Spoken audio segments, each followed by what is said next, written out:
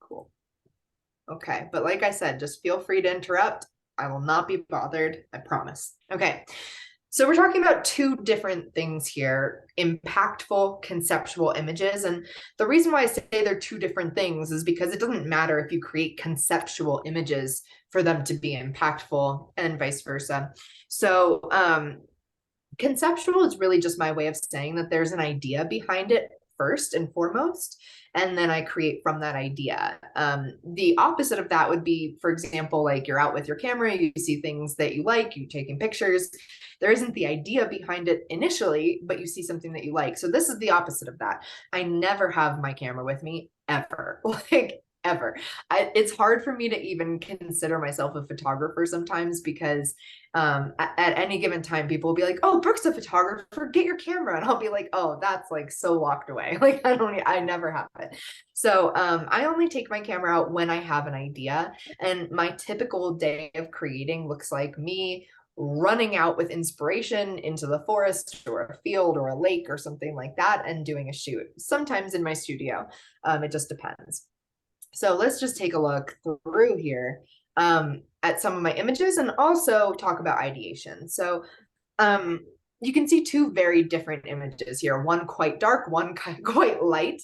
And most of my images have a darker edge to them. Some don't though, like this very lovely star and moon image, which I would argue is probably the happiest picture I've ever made.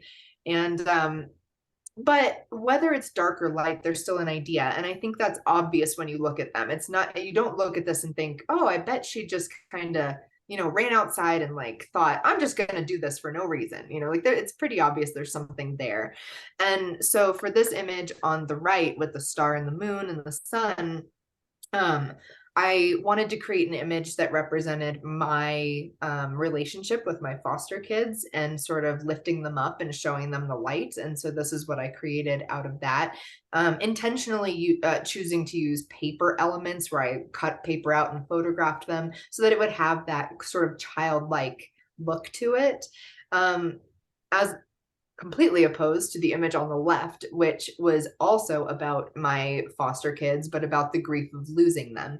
And so here we see something much more visceral, nude image with this bird wing that was decayed in a ditch that I found. And so I thought, perfect, I will use that. And did. And I left all the dirt and grime on it and then edited that into my back. So these are examples of two very different images, but quite telling of my portfolio that you'll see from here on out. And the first point that I want to make is about this idea of storytelling, which is that it is universal currency. And what I mean by that is that stories are the way that we have always communicated throughout the history of mankind. And I think that that's really interesting that stories are what we remember. They are how we connect. They are how we preserve our history and pass it on to other people. So this is what people can understand, especially visual imagery and storytelling. This is such an incredible way of sort of connecting the world together. But how do we do that?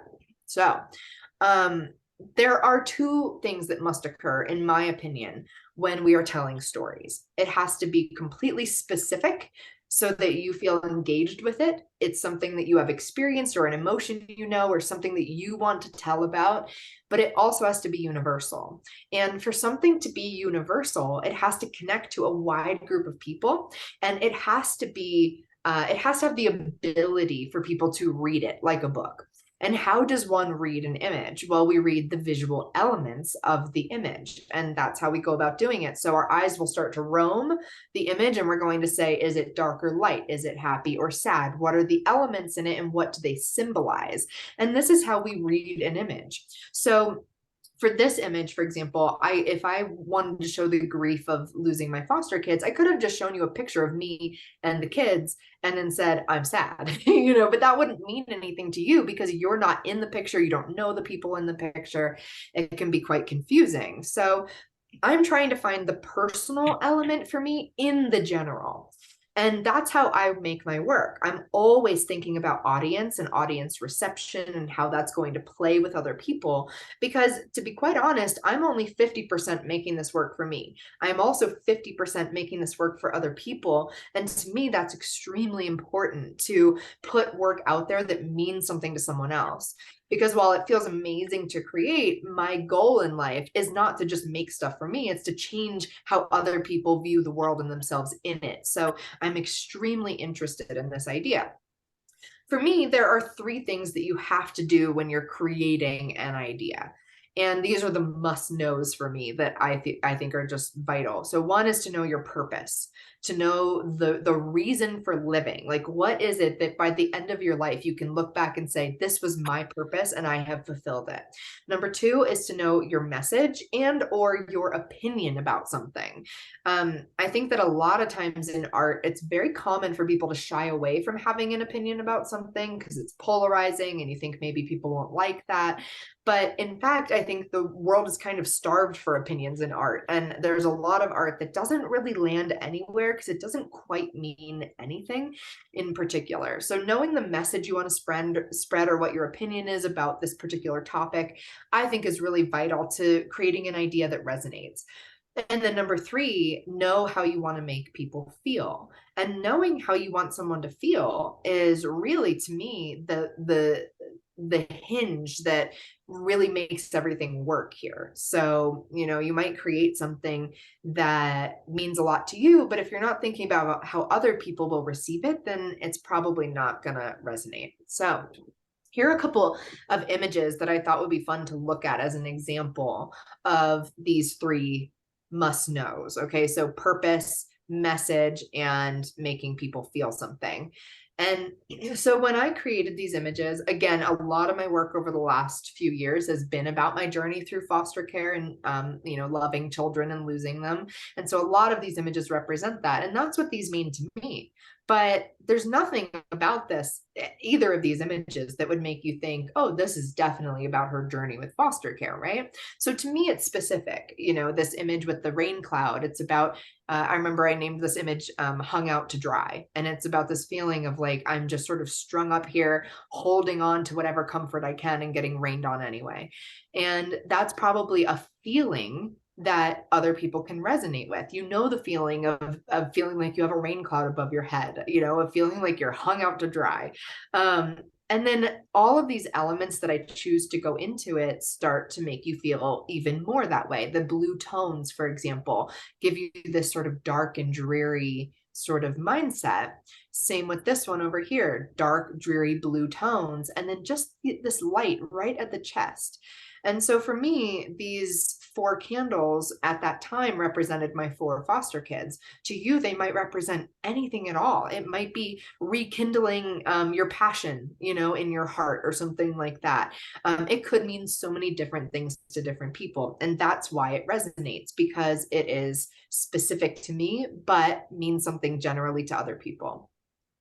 I think that you have to have this really all important why of why you create. And if you know what that is, that reason that drives you, then you can let your creation tell the viewer what's important to them. So for me, I know why I created this particular image. Okay, great. There's intention behind it. There's a meaning behind it that I have included based on all of the elements, visual and otherwise, that I've put into this image.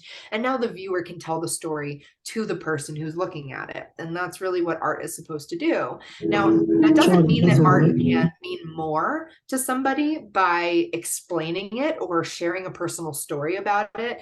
I know that when I share my work and I tell what it means to me, that often means a lot to other people, but it doesn't mean that they're pigeonholed into only seeing that one thing. They still see whatever they want. So in my opinion, I think ideas are born from two different things. They are born from symbolism and emotion. And sometimes, you know, it's only one or the other. Often it's both, though. In this image, the symbolism here is that we have a storm cloud above her head and it's raining. That is a symbol for being depressed, for being sad, for feeling like the world is just pooping on you. So, it has symbolism, and it's symbolism that it doesn't really matter where you come from, what your culture is, what your language is. You're going to look at that and understand the symbol for the most part. And I've tried really hard to test this theory. So, for example, I go to India once a year and I run a photography school there and I do workshops. And so I'm often working with young women who do not speak English, who have had drastically different experiences than I have. And I show them images like this and I'll say, what does it mean? And instantly they know, like they can just pick it out immediately, particularly because, I have the pleasure of going to India where symbolism is heavy in that culture, and so it's sort of ingrained in that way of thinking, which is awesome. But it's also something that can be deduced based on what you're seeing, the color palette, the location, the wardrobe, the props that are included and things like that. Emotion comes from reading all of those things together and getting to a specific point. Now, let's say that you're making abstract art where I don't know. I don't know if you've ever been to a museum where there's just a blue dot on the wall or something like that, where it's like, so it seems like you walk in and you think, well, anybody could have done that, but they didn't. So they're not in the museum.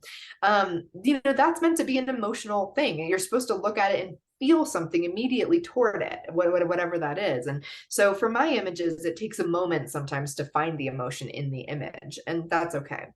The way that I like to create is to think about timelessness, or if you don't like that, then just time in general. What time period are you trying to display? What time of day are you trying to display? And for me, I try to make it as timeless as possible, where you look at the image and you're not really sure when this was taken. This could have been 50 years ago, 100 years ago, 2 years ago, you don't know. And I love that for my images. And I think that it often helps people on the back end of relating to it, buying it, whatever it is, to feel like, wow, this is like, it's not going to go out of style. This is an evergreen image that in 10 years we're not going to look back and think, wow, that was a horrible wardrobe choice or something like that. I like to really hide the identities of the people that I'm photographing. Usually it's me. I would say 95% of the time I'm doing self-portraits. So all of these so far have been self-portraits.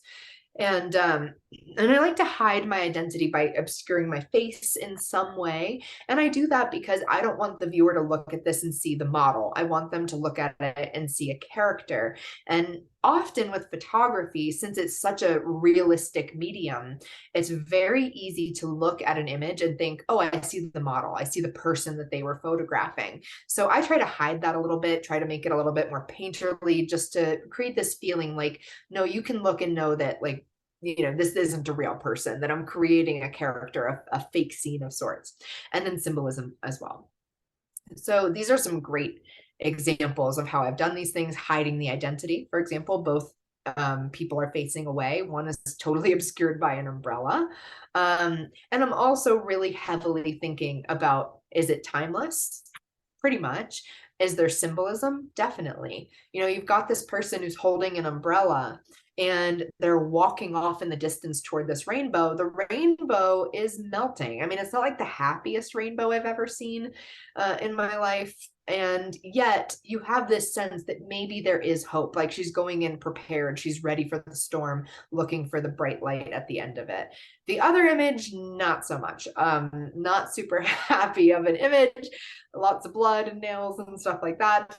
But at the same time, no identity. It's a little bit painterly. It's a little bit abstract in that, you really kind of got to put it together. And a lot of symbolism, like she's actively nailing these nails into her back. And to me, that's a symbol of self-harm or pain that you inflict on yourself. And that can mean a lot of different things to a lot of people, depending on your experiences and your beliefs.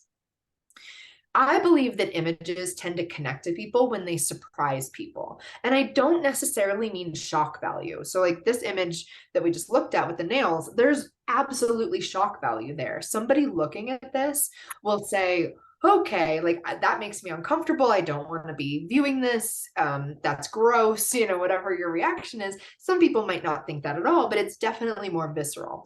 This image is not a creepy, weird, visceral image, is it? kind of nice. I mean, aside from the drippy rainbow, it's kind of nice. And so what I mean by surprise is that I think often the most surprising thing that can happen to a viewer is that they see a part of themselves in the image that you have created. So unexpectedly seeing your experience reflected in someone's image is such a validating feeling.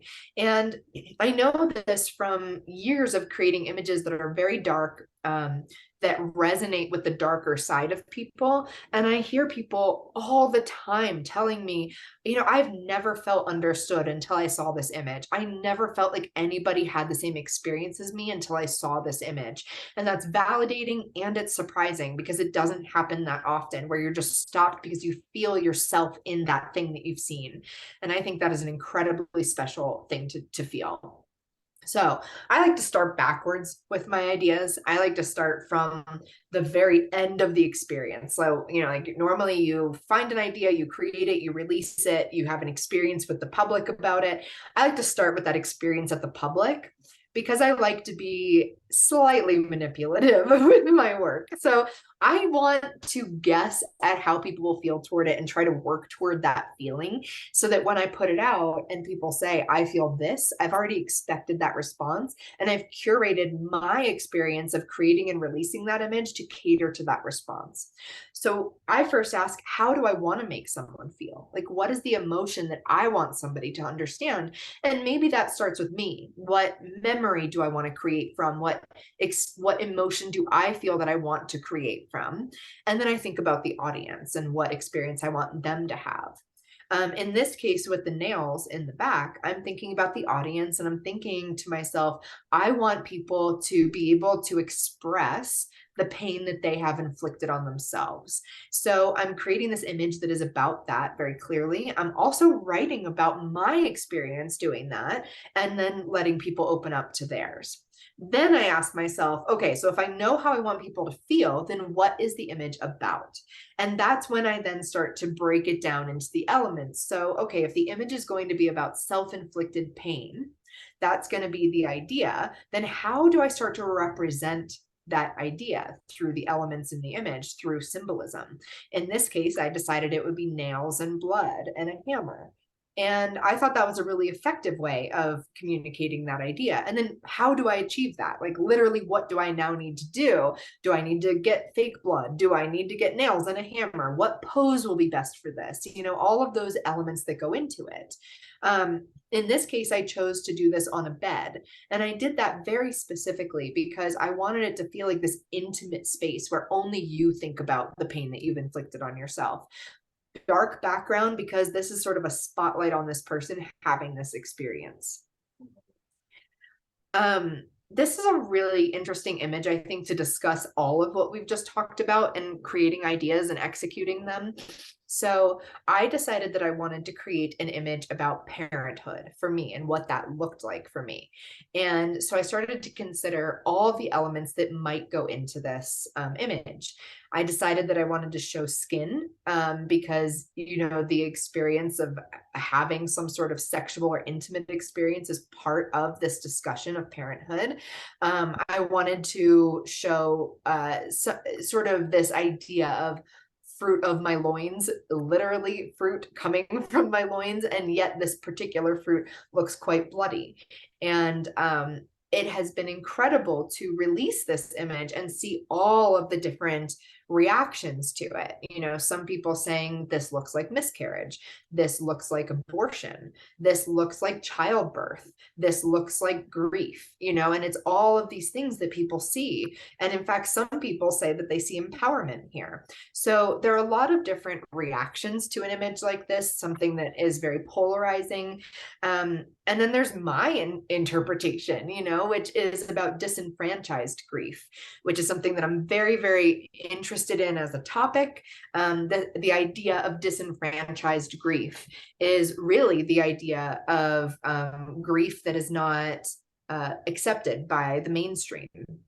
And when you have grief that is not accepted by the mainstream, it becomes pushed aside. And so for me, that grief has been taking in children and not keeping them, and learning how to love without permanence, without that permanent feeling inside of yourself. And so this image is about my journey through motherhood, and I decided to express it like this.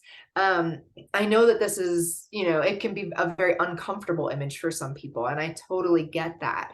And this is where opinion comes in. We're talking about know your message and or your opinion about something.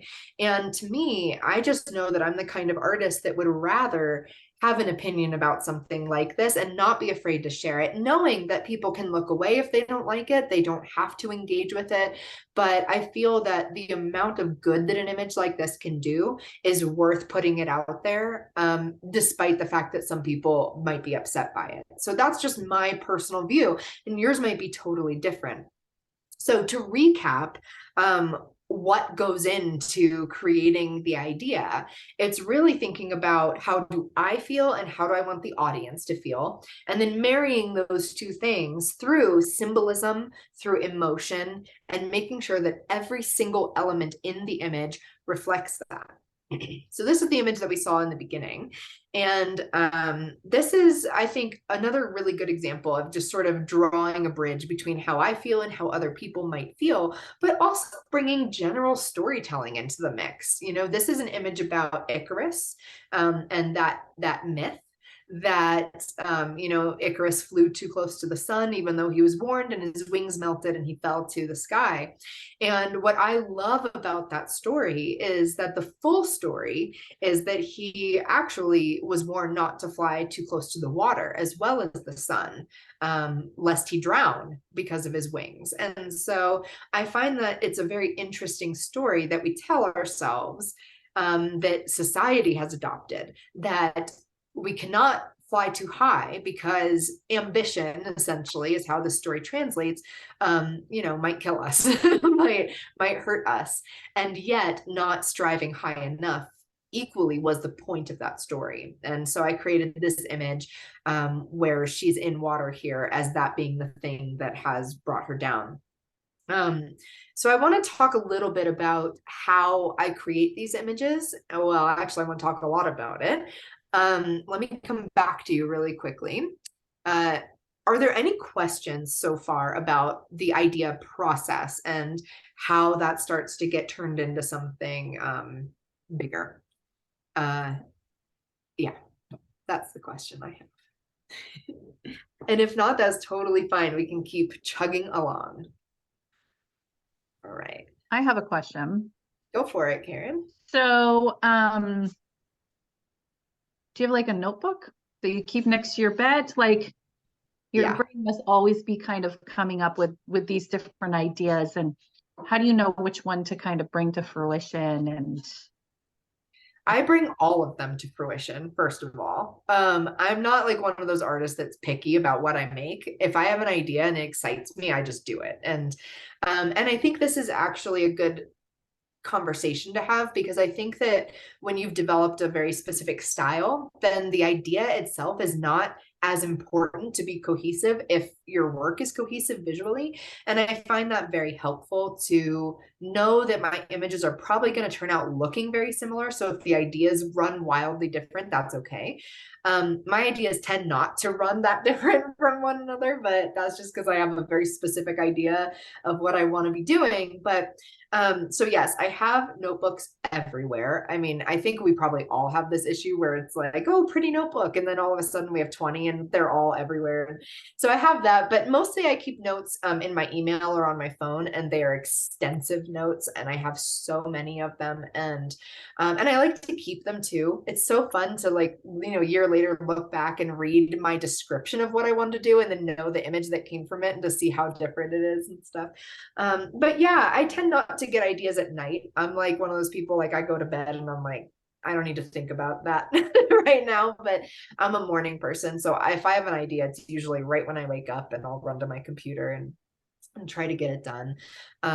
Yeah, I also think it's really cool to talk about very briefly the difference in people who feel like they often have I'm going to say like creator's block, like writer's block, but for visual artists versus people who don't feel like that. And I just want to share this interesting bit of research that I've done over the last couple of years about this, which is that a lot of people who feel that they have a very high level of creative fluency where we can create a lot and we don't run out of ideas very easily, there's often brain science behind that. And the brain science behind that is that there are two parts of your brain that are responsible for creativity. One part is the same part that's responsible for speech and communication. The other part is the part that's responsible for problem solving. And if you think about creativity, it's really just you have an issue, like you have a problem, and it's the image. It's whatever you're going to create. How am I going to express this? You know, all of those questions. And then your ability to connect those two parts of your brain. So the problem solving part, what's the idea? How do I do it? To your communication side, which is how do I actually communicate this idea? That is creativity. And there are ways that we can strengthen that creativity. Free writing is a wonderful way of creating stronger connections in your brain for those types of connections. And then also reading. Studies show that just reading a lot is really helpful for creating those connections in your brain. So I'm also a writer. I just finished my first novel. I'm super excited about it. So I write a lot. I'm an extremely avid reader. It bothers everybody around me for some reason. And so, you know, like I think that natural proclivity in me to do those things has really helped strengthen that part of my brain.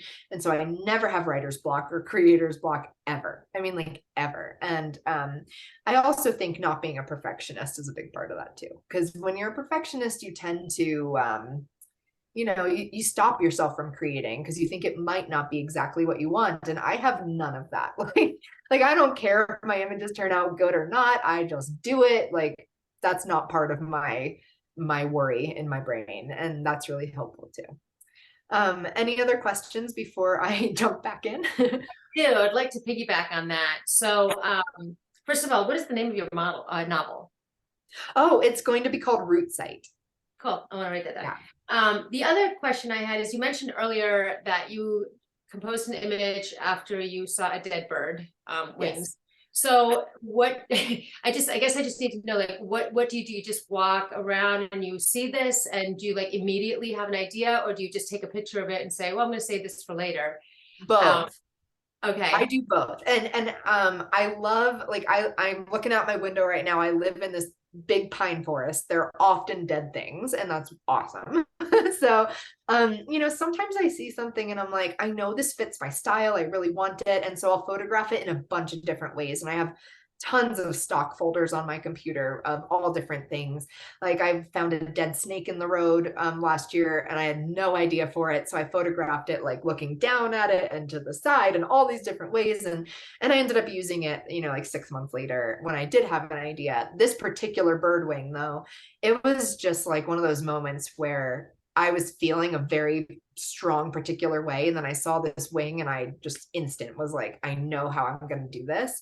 But I don't always rely on that. You know, I think that it's good to know when to wait and not push it if something isn't really exciting you about it. So I do both, but yeah, maybe I'll pull up my stock folders for you guys to see in a second because they're really extensive. Cool. Thank you. Yeah. All right. I'll go back to screen share unless there are any other questions following this thread. Okay. Feel free to interrupt me. All right, so let's talk a little bit about the how of these images and how they get put together here. I have some, let me click it, there we go. I have some just, you know, little GIFs to show you of how these were put together, but we will go way more extensively into the process. So I'm often on location. I love being on location. It's just like, that's half the fun for me is going out there and having an adventure.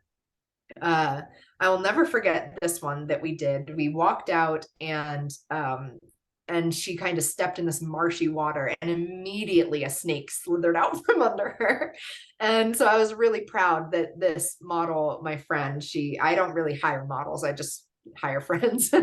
And she was just so lovely about it. And she was like, okay, you have 1 minute to get this picture. So she laid there and we did it. And I love doing things on location. I think it adds this realism to it, less work in Photoshop sometimes, although these bird wings had to be edited in.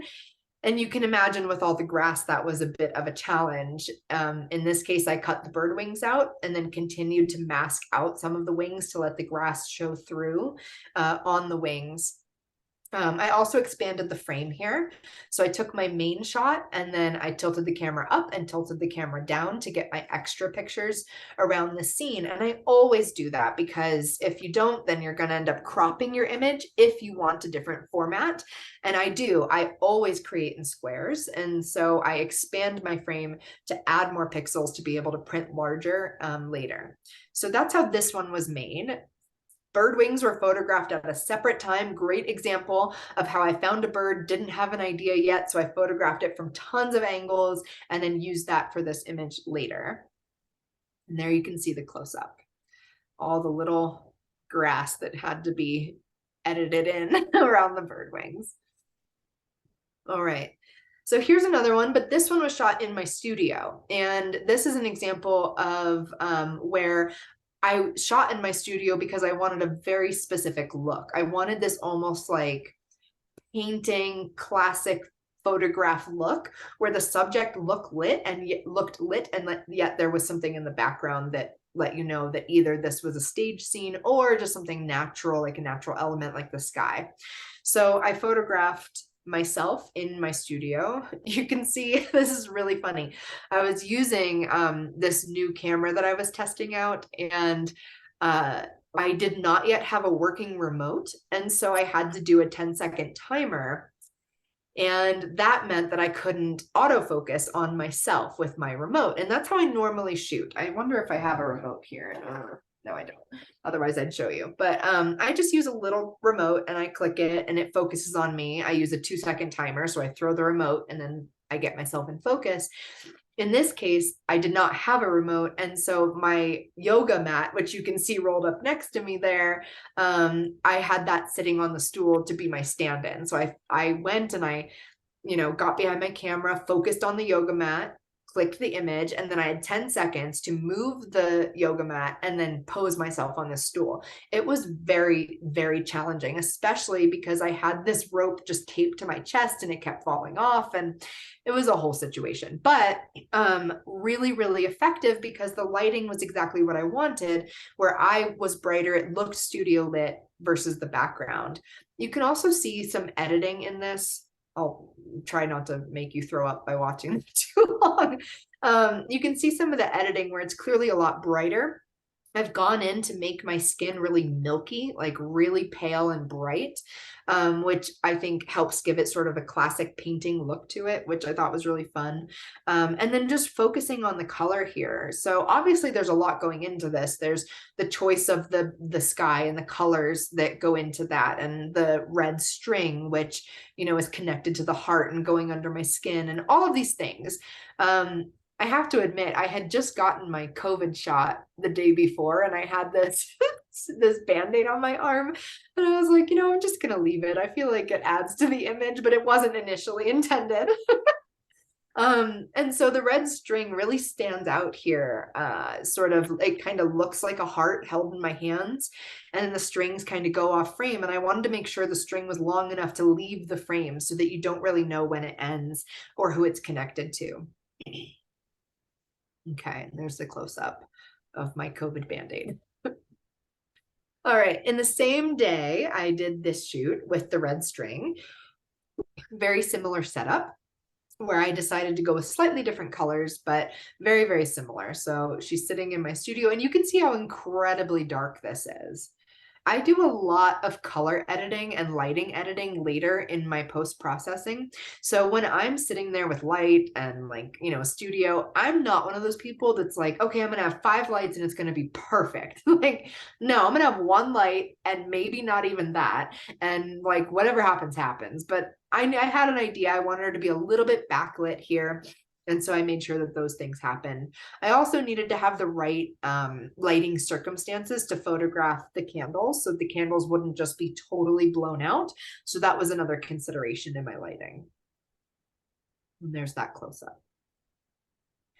All right, so let's take a break from the very annoying GIFs that I wish I had slowed down a little bit, but I didn't. And this one, let's just actually break this image down a little bit. So this image was shot on location. Here's the original picture. And with this original image, you can see that the dress color was different. You only get this sort of close-up of me laying there, not the full shot of the puddle.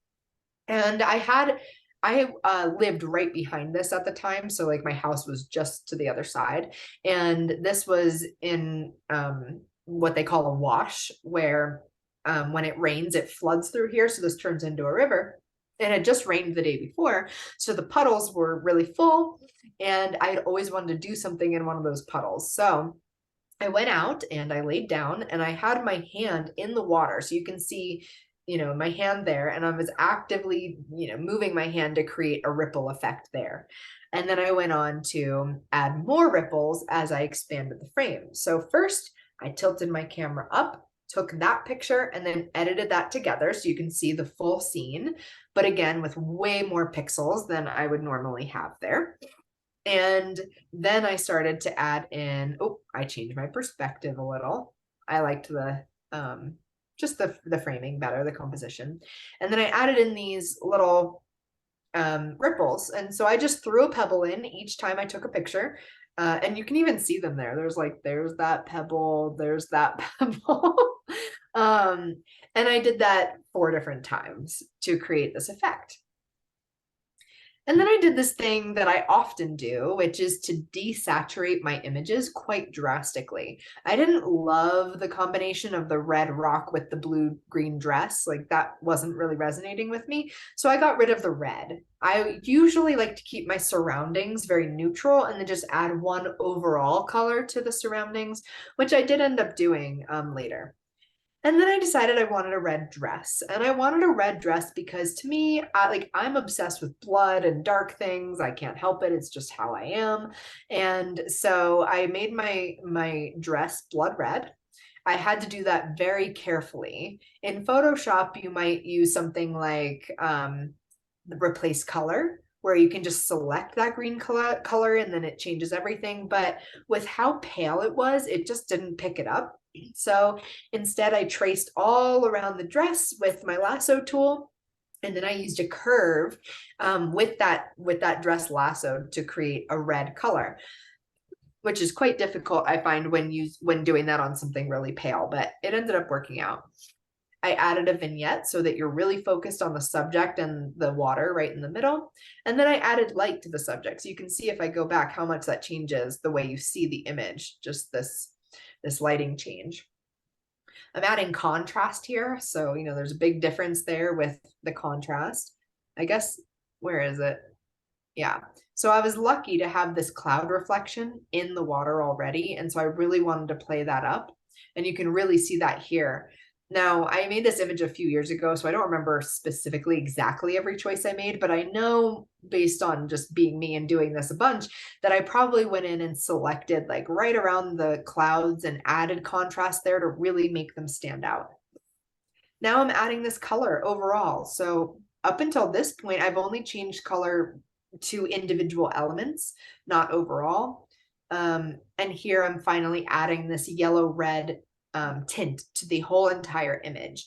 And so you can see that, and you can especially see it in my skin. If you look at how white and blue my skin looks here versus this yellow tone, this is something that I love to do in my editing, is to just really take note of the highlights and the shadows in a very specific way so that you're paying attention to the color of them. A lot of people think of highlights and shadows as like white and black, but I don't. I think of it as yellow and blue, or teal and red. Like I always think of them as opposites. And so in the shadows here, you're actually seeing blue added to the shadows, especially you can see it up in here and in here. Whereas yellow is added to the highlights, and you can see that here. In fact, in this original, before I added that color up in the shadows, you can see a hint of yellow in the shadow versus this one where it's blue. So I love to add those contrasting colors to the highlights and shadows specifically.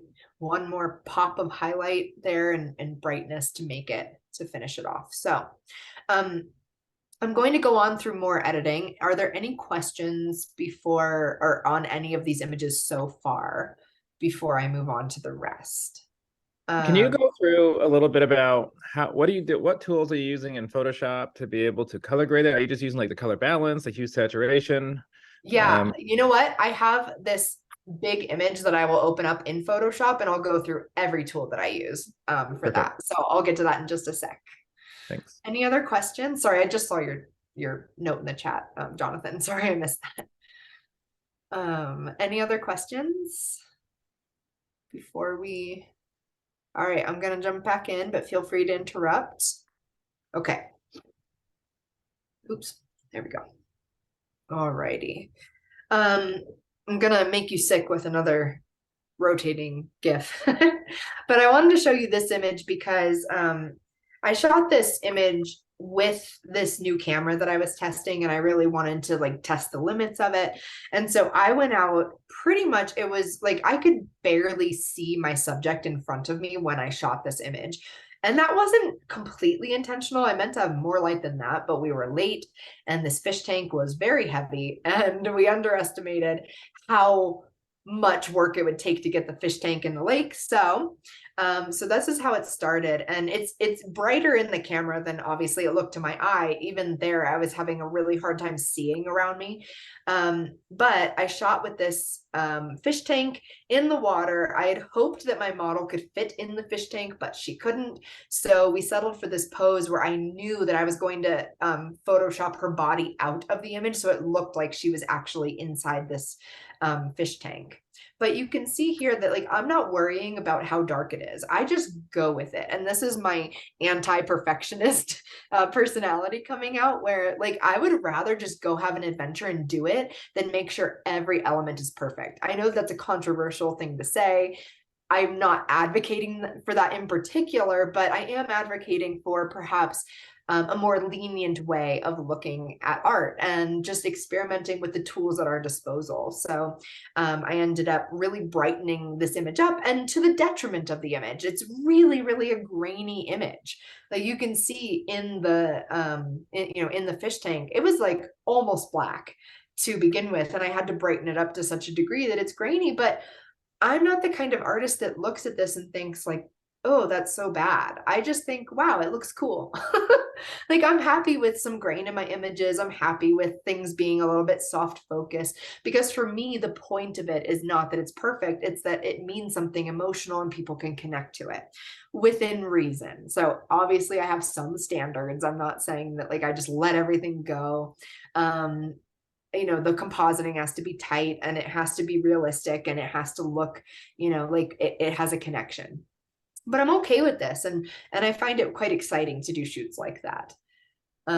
This was again in the studio, and for this image I got a whole bunch of moss, and then I covered up I'm not sure what they're called. You know those like green blocks that you can stick flowers in, like they're kind of foamy.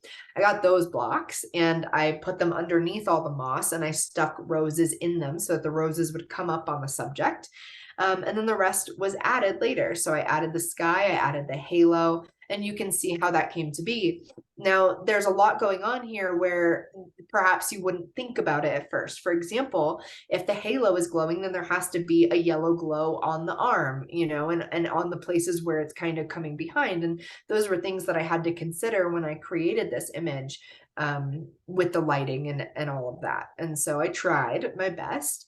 I chose this gold fabric, and the point of that gold fabric was really to make sure that it looked rich and it looked like it would pop.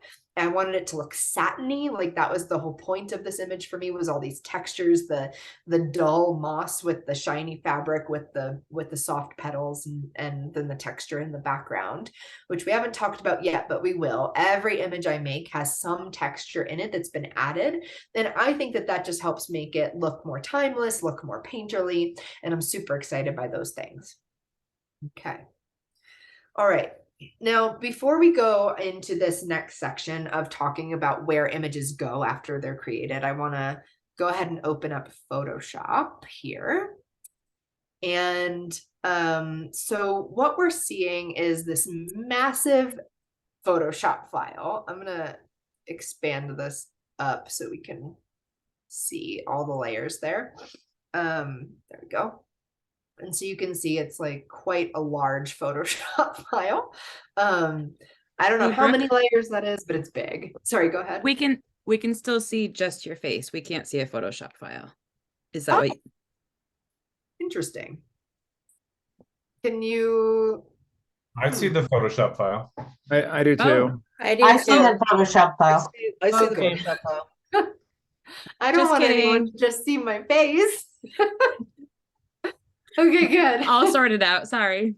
Okay, sorry. No, I'm sorry. I don't know if I've clicked a weird thing, which I tend to do. So, It's more likely me.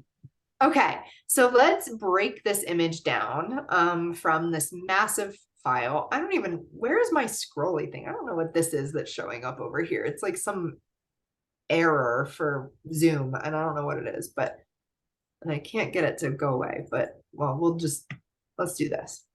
I just want you to be able to see the full screen. Okay, there's where it stops. All right, we'll do that. Okay, so you can see the bar now. Okay, so let's go all the way down and just start to rebuild this image so that we can take a look at how it was made. All right, that's the original image. I shot this in this room that I'm in right now against my wall that's right here.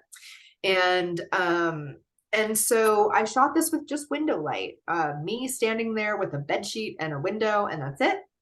It's pretty dark.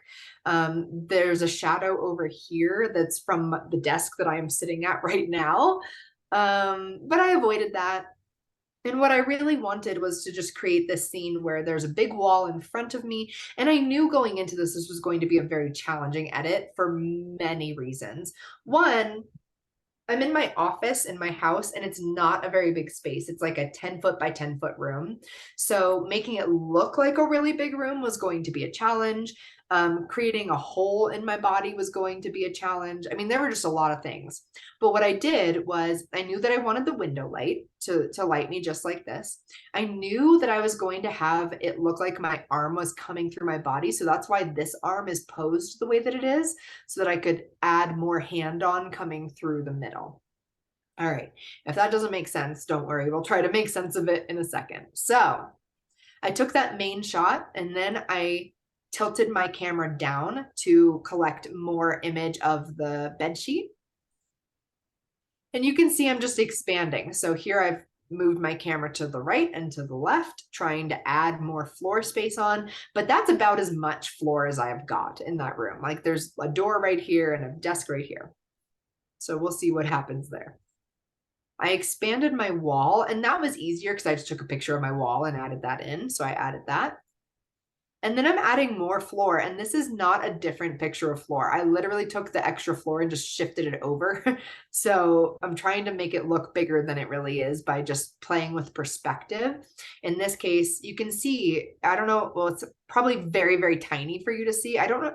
Does anyone know how to make these icons bigger? I know there's a way, but I never do it. Does anyone know?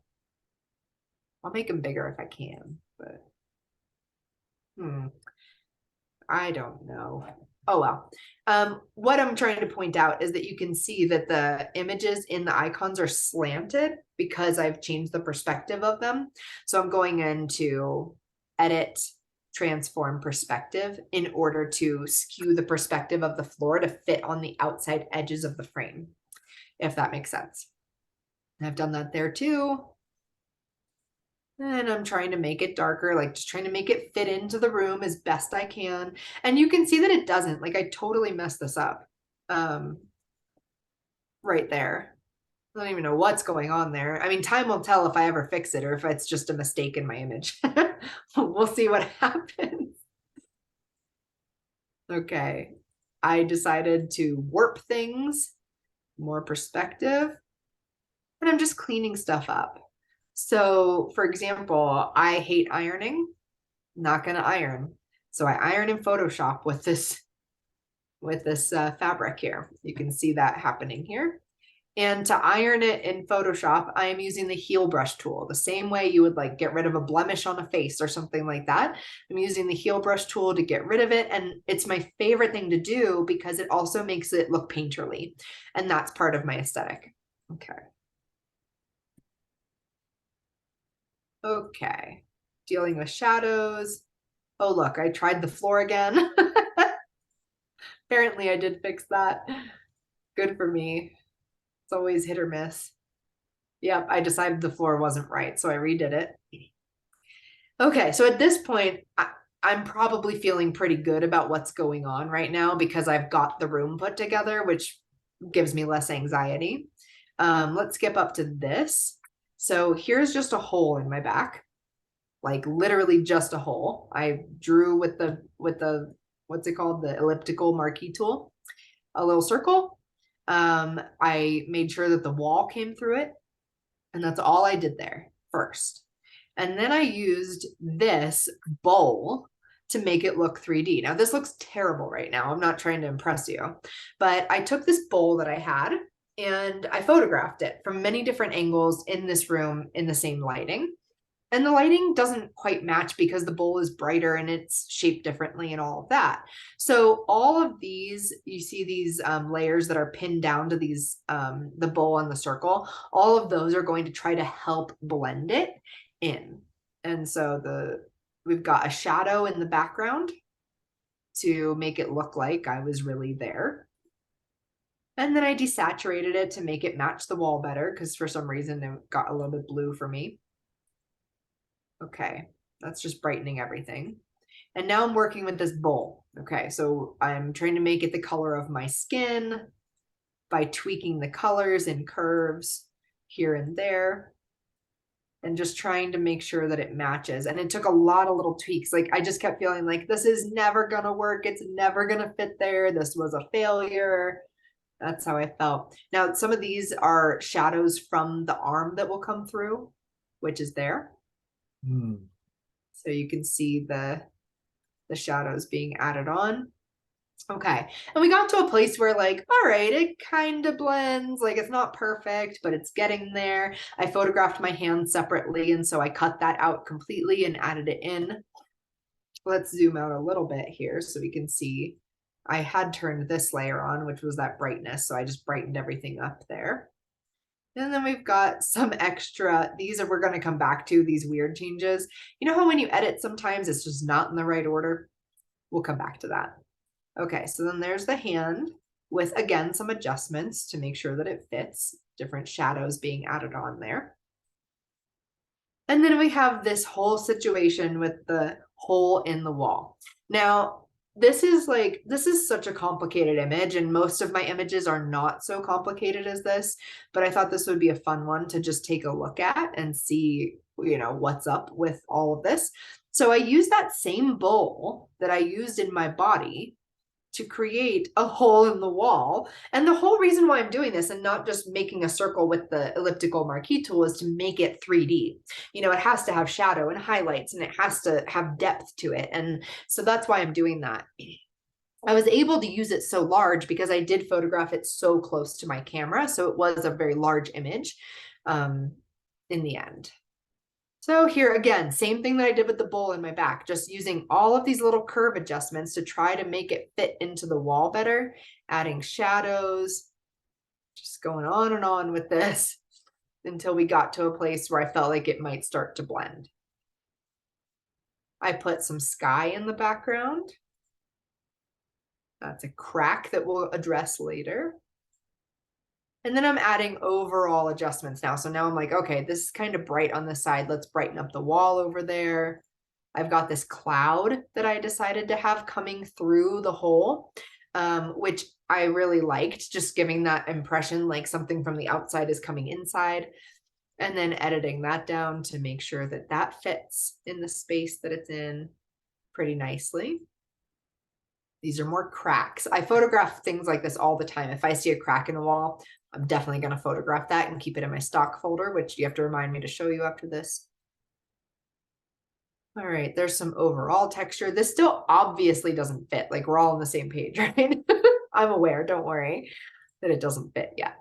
And that's where all of these adjustments come in, like brightening the wall and stuff like that. So let's see, we've got some vignetting. And it's all a process for me. Like every single one of these curves adjustments is just playing. I often just make a change and keep it, then make another change and see how I like it and just continue to try like that. All right, now you're going to see this weird layer come on here, this pink layer. And this is what I do whenever I'm expanding my frame. You can see that I have these edges where I didn't totally expand the frame correctly. And so what I do is I do a pink layer like that, and then I do a layer on top. And then I can see really clearly where I missed pixels. Like if I didn't totally fill in the edges and the background showing through, I can see that because it's hot pink, and that's really helpful to do for me. So eventually I did blend everything together, as you can see here, by making the wall the same color as the bowl. And my issue up until then was that the wall was blue and the bowl was, you know, beige, and it just didn't fit. And so I ended up just making the wall beige, and that blended it so much better. I also ended up just erasing the bowl a little bit more to blend it more softly. And you can see how much of a difference that made, just making them the same color, obviously, in hindsight. And they're just getting rid of any little imperfections. And that's what the rest of this will be, is just now thinking about overall adjustments. So let's talk about that for a second. And we're going to go through and talk about more of this in more detail. Here we have overall color adjustments. And for this one, I used photo filter. So whenever I'm feeling a little bit unsure about the color palette that I want to utilize, I go to photo filter and I just test them to see, okay, does a warm image feel good, or a cool image, or whatever. And then I can always take it away if I don't like it. So I'm editing with layers. I'm using my adjustment layers to add these things in. In this case, I'm using photo filter here, and I really liked it as a slightly warmer image. And so that's why I ended up using the photo filter. And then I just took it further. So here I'm adding contrast, adding more saturation. I took saturation away before, now I'm adding it back in. And these are such subtle things, right? Like you might be like, okay, it's good, like stop there. But I don't know, I come back to my images a lot. I try to walk away from them and come back and see if I feel any different toward it and what's catching my eye. So if anything catches my eye other than what's happening right here in the center, then I want to change it, because I don't want the eye to go to those other places. Here I'm adding more contrast right there. Why? Because I want your eye to go right there. Okay, I don't even know what those things are doing, do you? I don't even know what these like last few things. Brightening, I see, brightening right in the center. And that's where I ended that. So that was very complicated and very long, and I'm well aware of that. So we're gonna do it. Oh, I forgot to add those in before. Sorry about that. Let's do it one more time, and I'm going to talk through some of those choices one more time. All right, we've got this initial image, and these are just extra images that I took in the moment to create the scene. So I'm taking extra images, and this is ambitious because, you know, like I didn't have a lot of space, but I decided to do it anyway. And that's where I ended up with that until I added different floor in because I didn't like what I'd done. All right. I think I actually re-photographed the floor, if I remember correctly, in this space because I didn't like the way I shot it the first time. Okay, then we have these funny changes that come in later. The hole in my back, starting with this piece of wall that I added. Okay, and then adding the shadows. And then we've got the bowl. Okay, so I'm going to go faster through this part because we did talk about that, how I made it work. Okay, and there's my hand, and there's the other bowl, and the cracks and the clouds. All right, so then I blended the bowl, and the tools that I'm using to do this are largely the lasso tool. Big time. I use a lot of lassoing, and you can see that in my curve adjustment layers here. You can see where it's black and white. You can see how I lassoed it to just make a specific change to a specific part of the image. That's how I like to work personally, where I'm trying my best to sort of isolate the change I'm going to make so I can really see what it's going to do. as you might know, you could just do a big brightness layer and then erase it where you don't want it, or a darkness layer or something like that. But that just doesn't, that's not how my brain works. Like I need to see just the change where it's going to go to know if I like it or not. Otherwise I have trouble knowing what to do. And that's why there are so many lassoed areas here. We've got this cloud. This cloud was taken from an airplane and had lots of clouds around it and behind it. So I cut it out as best I could with two tools. I used the background eraser tool over here to do some parts of it where it did have enough contrast to cut it out. And then I just used a special brush. So I used a brush and then I chose one of these special, you know, like charcoal brushes or something like that to go along the edge at the bottom to make it look cloudy. And then I darkened it so that those edges wouldn't be so pronounced. All right, the cracks, I'm just blending through a blending mode. So here, this crack, I've literally just cut out the wall. If I change this to normal, you'll see. This was a wall, like wallpaper, paint or something like that I had photographed on a wall. I cut it out, I pasted it in, and then I just changed the blending mode from normal to darken to blend it. Making more adjustments, adding in, this was actually what is it, wallpaper, I think. Yeah, this was just a piece of wallpaper that I photographed. Let's not do that. There we go. Okay.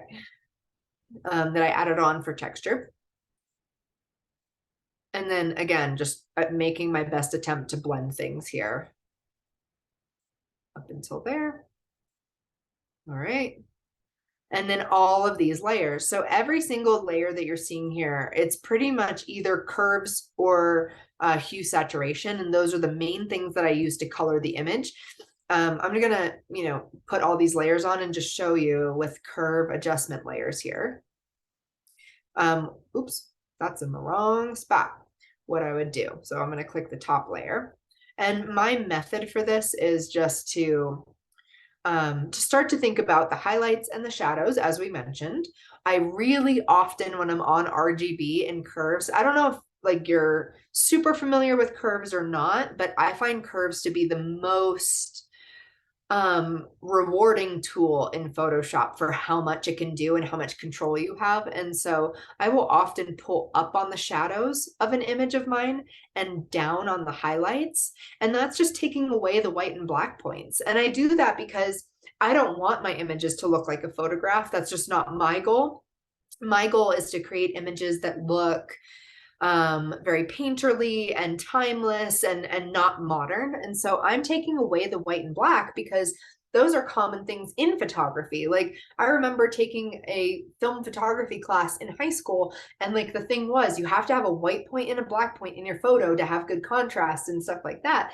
And I don't know, I was never drawn to that. And so I actually take that away and then add contrast only in the midtones of my images.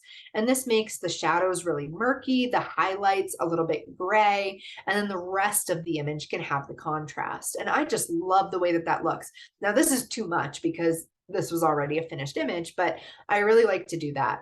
I usually then go into RGB and choose blue. I just really connect with the blue yellow curve the most. I don't know, it's just kind of my thing.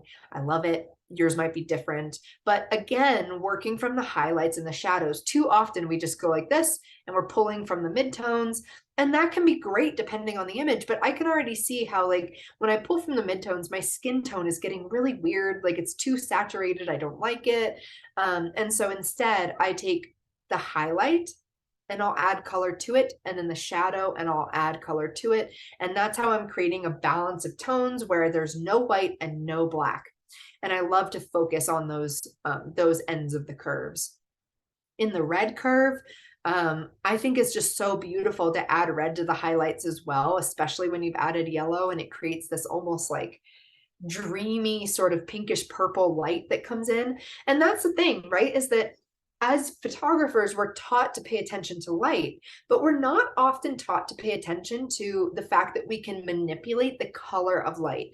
I'm not talking about like putting a gel on your light or something like that. I'm talking about getting in later and being able to make it look like sun was coming through my window. You saw how blue this image was. My walls are a little blue. The sunlight is a little blue. So everything looked blue in my image. And I didn't want that. I wanted it to look hopeful. I wanted it to look, like sort of morning light or something like that. So to do that, and if I ignored only the highlights, let's just set this back to how it was. If I ignored the highlights and instead I added just red and then yellow, it looks really murky. Like it has this saturation to it that I'm not into. And that's why I'm paying attention to the highlights and the shadows very specifically here, by adding in the red and the yellow, etc. I love to do opposite curves, so I might also add some cyan into the shadows there, or vice versa, depending on what I'm going for. I might make this a really cool image and maybe add some some red into the shadows, but it's fun to play with opposites. So that's what I usually do. I tend to ignore the green curve. I don't like green. That's just me. So I tend to do everything on the red cyan or the blue yellow curve.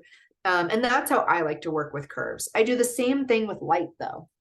So on my lasso tool, I might decide, okay, I actually want more light to come from the background, like right through here, something like that, like just coming from the inside of this hole.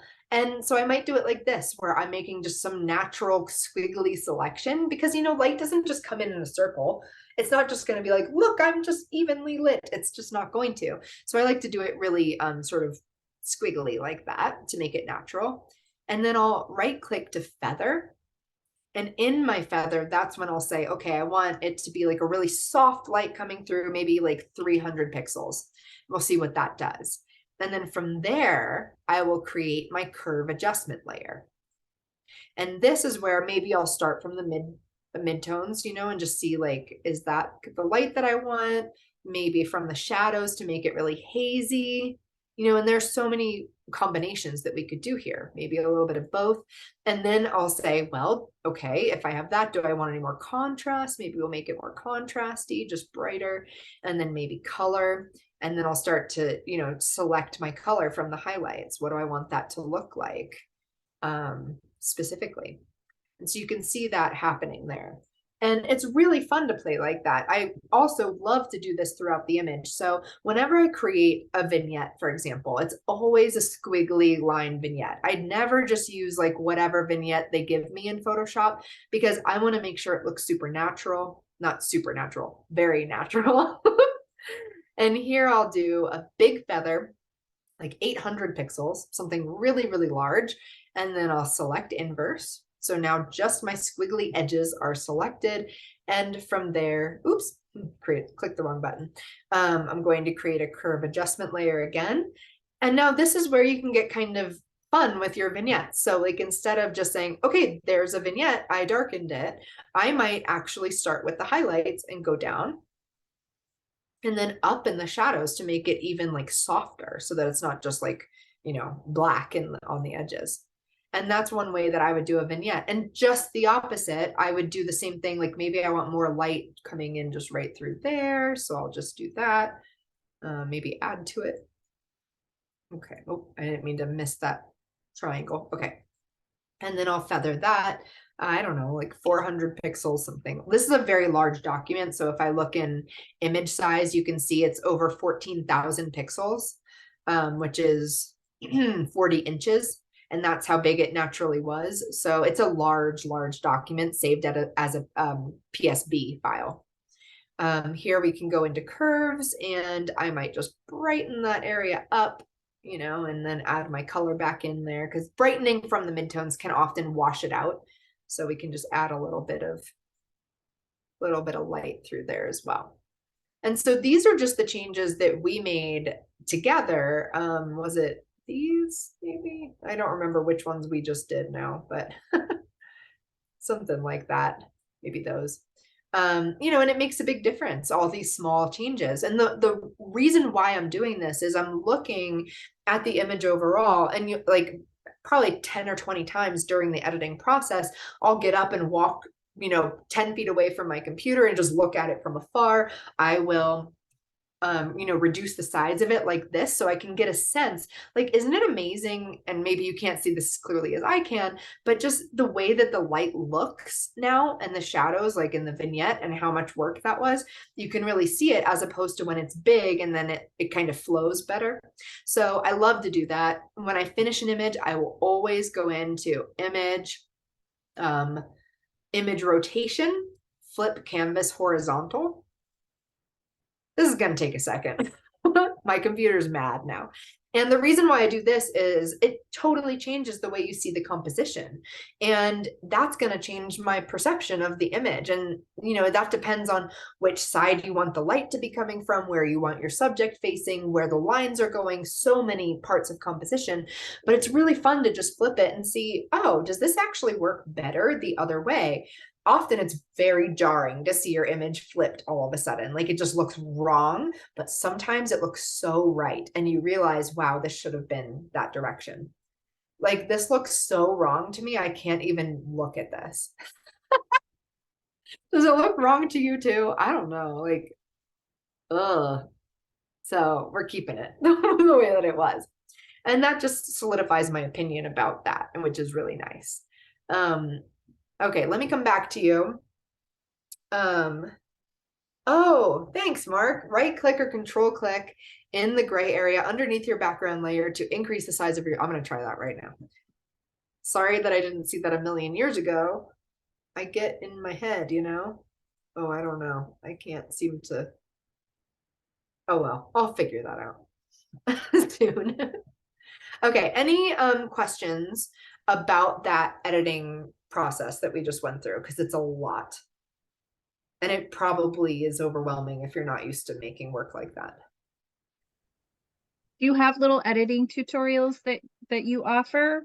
Similar Oh yeah, to this, I have or? a whole YouTube channel, so many videos on there with editing. Perfect. Yeah. Awesome. And they go really in depth and break it up into specific tools and stuff like that. And yeah, I mean, it's a whole process, right? And I'm not sure what everyone specializes in. So this might be so far out of your wheelhouse that you're like, why would I ever do that? Or maybe it is something that you touch on, but there's such great skills to know for just taking your images a little bit further and taking more control over them. And I say that because I have sat in on a lot of Photoshop classes and things like that. And the common thread through a lot of classes is, like, there doesn't seem to be this spirit of exploration in Photoshop a lot of the time with images. It's very much like, well, I have this preset, or I'm gonna retouch or something like that. And it's very methodical.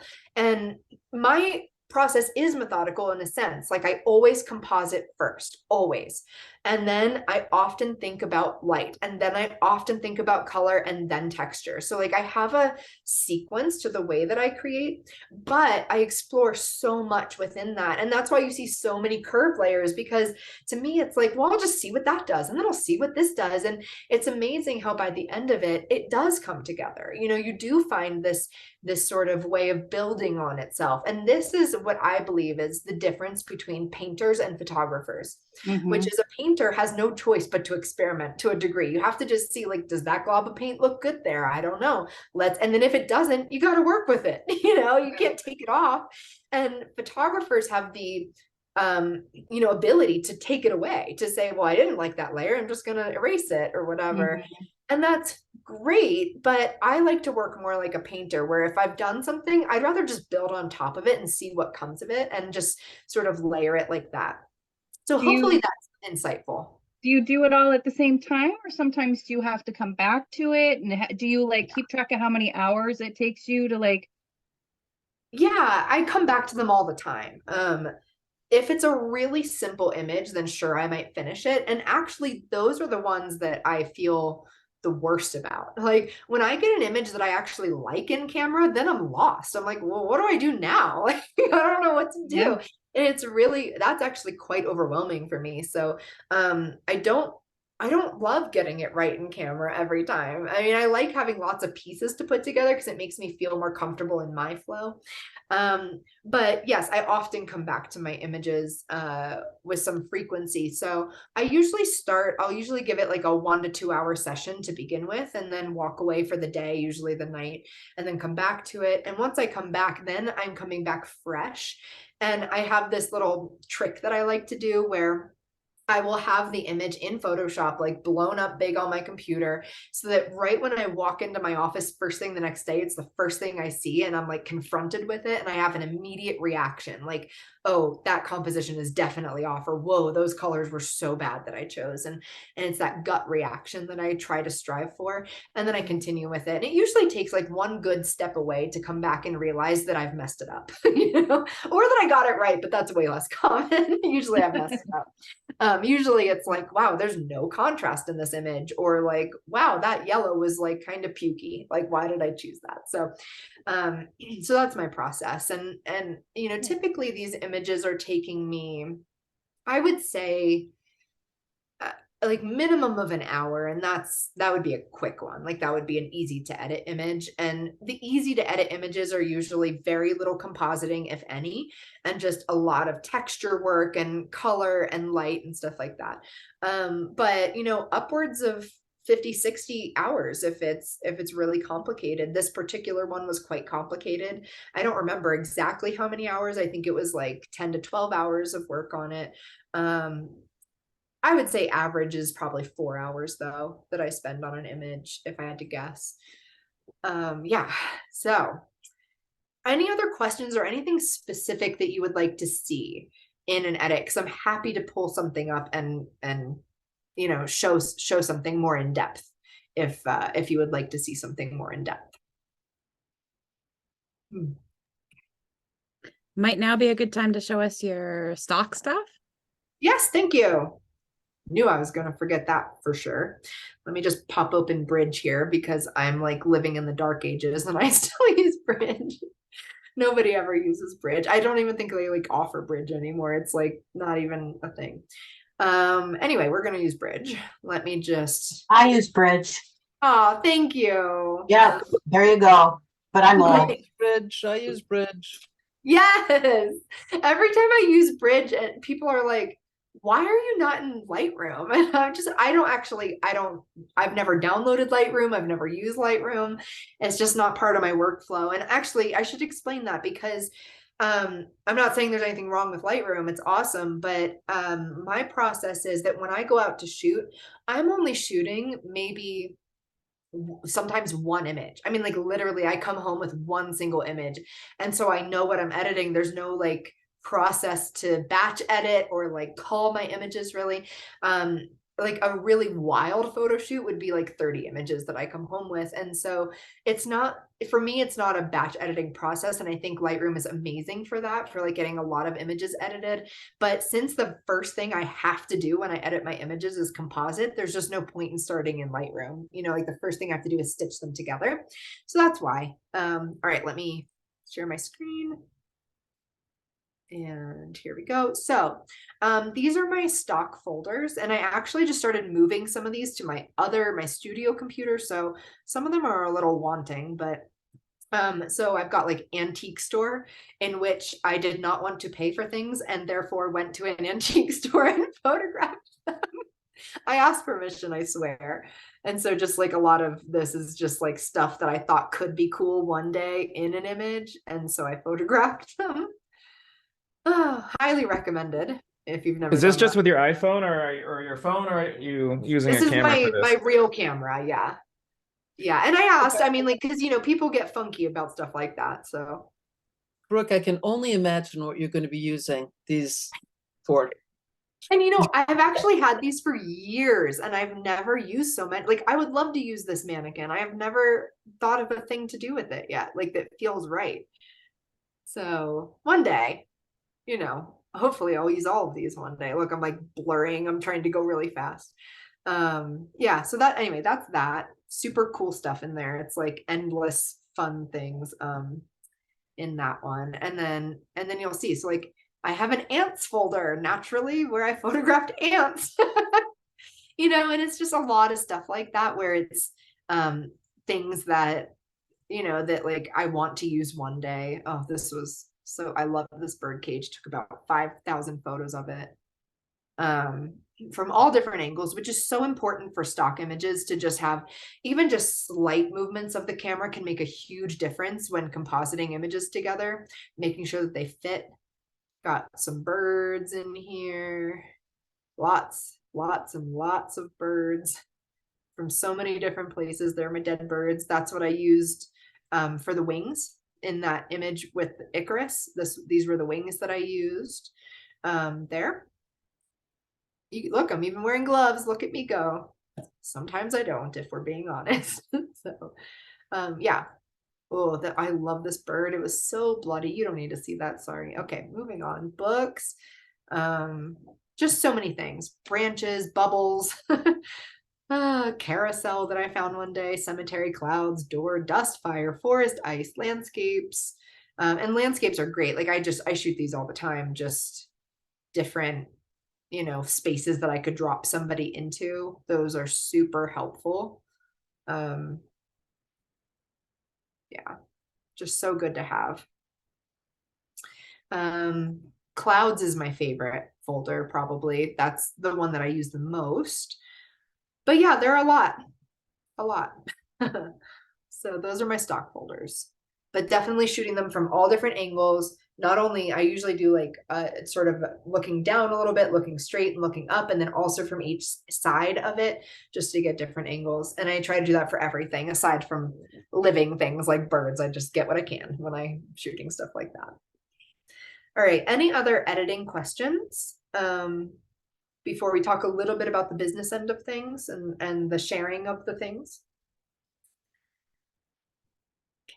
Feel free to interrupt me, even if something comes up later. Let me share my screen again. Go on. There we go. Okay. All right.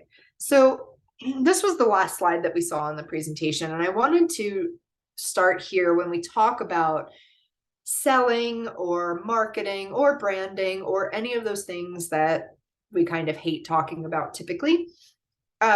This is what guides me in my process of how I share my work and how I sell my work. And that is to allow your art to belong to others as much as it belongs to you.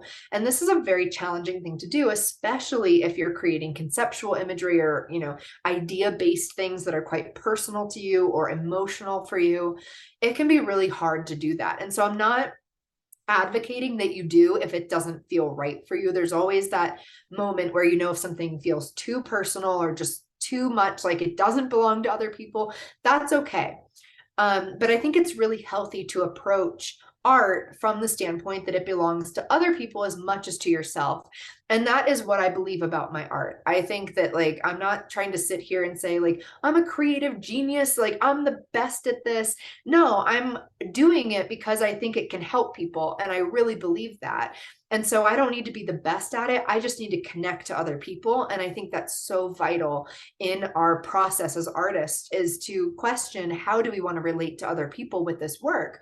I am very obsessed with legacy. And so I think a lot about, you know, at the end of my life, whenever that is, I want to be able to look back and not say I made cool stuff, but to say I changed people's lives. And that's what matters to me. And so when I think about that, it's important that this work feels like it belongs to others. So when I release a work, I truly believe that it only becomes better when people have opinions about it, whether it's negative or positive. You know, the work grows and it means something more. And when you go into it with that mindset, then people feel that. You know, I've heard my whole career, like, I feel like I'm a part of your journey. I feel like you're a part of my journey. I feel like your art is mine, like it belongs to me.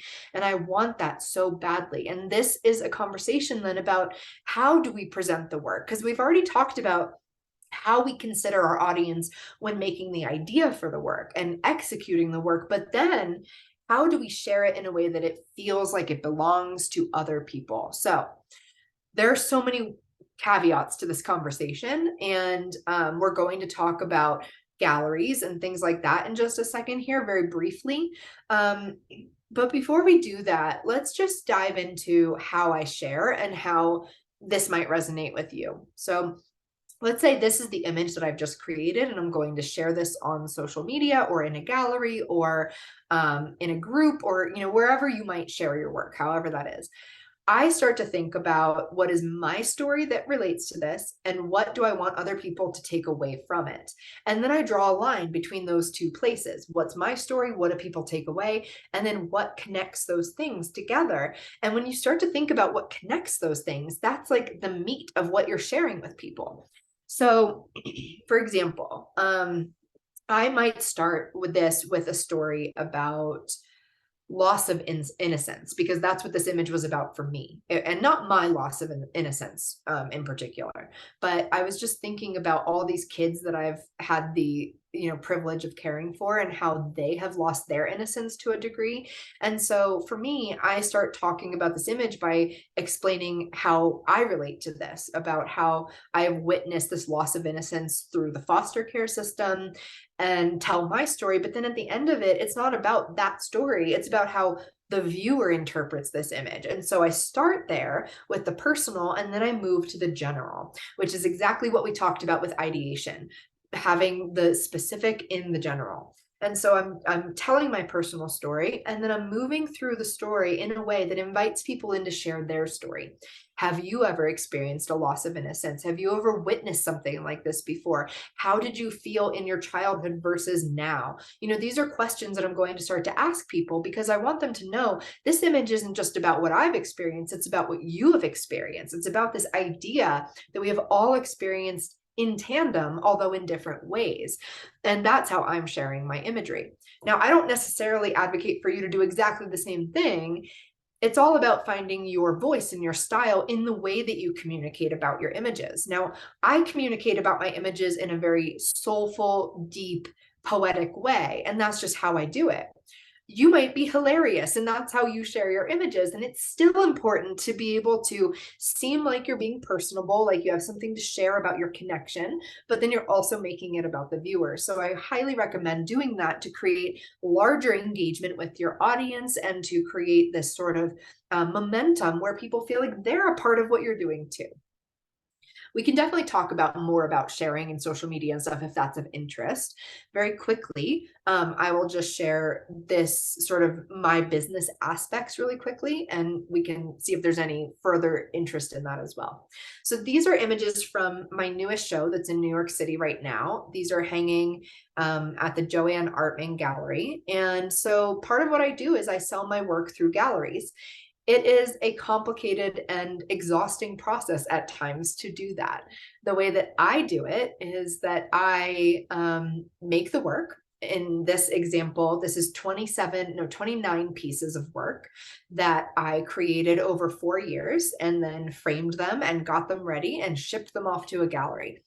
The costs of doing something like this are exorbitant. They are very high, and they're the responsibility of the artist, unless you have a grant or you're working with a museum that has funding or something like that. So this show to produce cost me in total about $20,000. And I hope that I make that money back. I mean, it's been okay so far. We've almost broken even. I say we, like there's more than one of me, it's just me. And then the show will continue to travel. So this show actually opened in New Orleans in a gallery there, then went on to a museum in Colorado, then to a museum in Indiana, and now it's at this gallery in New York. So this will be the second opportunity to sell some of these images. And these are actually original mixed media prints. So they started as photographs. I printed them, and then I painted on top of them with acrylic paint mixed with dirt and sand. In some cases, other things, which I'll show you in just a bit. So working with galleries is a really interesting process, because often you're starting out looking for galleries that do group shows or juried contests, like stuff like that. And that way you build your resume, your CV with gallery shows. There are some great resources for that I can share later if you're interested, for submitting to open calls and getting exhibitions and awards and stuff like that. But mainly I just look in cities. I just do a search for like Minneapolis art galleries or something like that. And then I see if I'd be a good fit in any of them. And if I am, I send them an email introducing them to my work and just saying that I'm interested in being in their gallery for a show. That's how I have gotten a lot of my shows and a lot of my connections. And now I have 5 galleries that represent my work, which is really what you're trying to accomplish as an exhibiting artist, to have galleries that represent you full time, and therefore they're selling all throughout the year. They do regular shows with you. And that's what this gallery is. This is a gallery that represents my work. So we do a show about once a year together. And this is the current show. All right. So when you're doing fine art photography, there are several different revenue streams that you can pursue. One is you can do open edition prints, meaning you can print as many of that image as you want. And often those kind of sales do better either personally, where you're selling them through your website or a site that sells art, or, you know, you're in stores where like maybe you're in a tourist kind of area and you're selling a high volume in a store like that. I personally do limited edition prints, meaning that my prints, I will only ever make X amount of the image that I'm printing.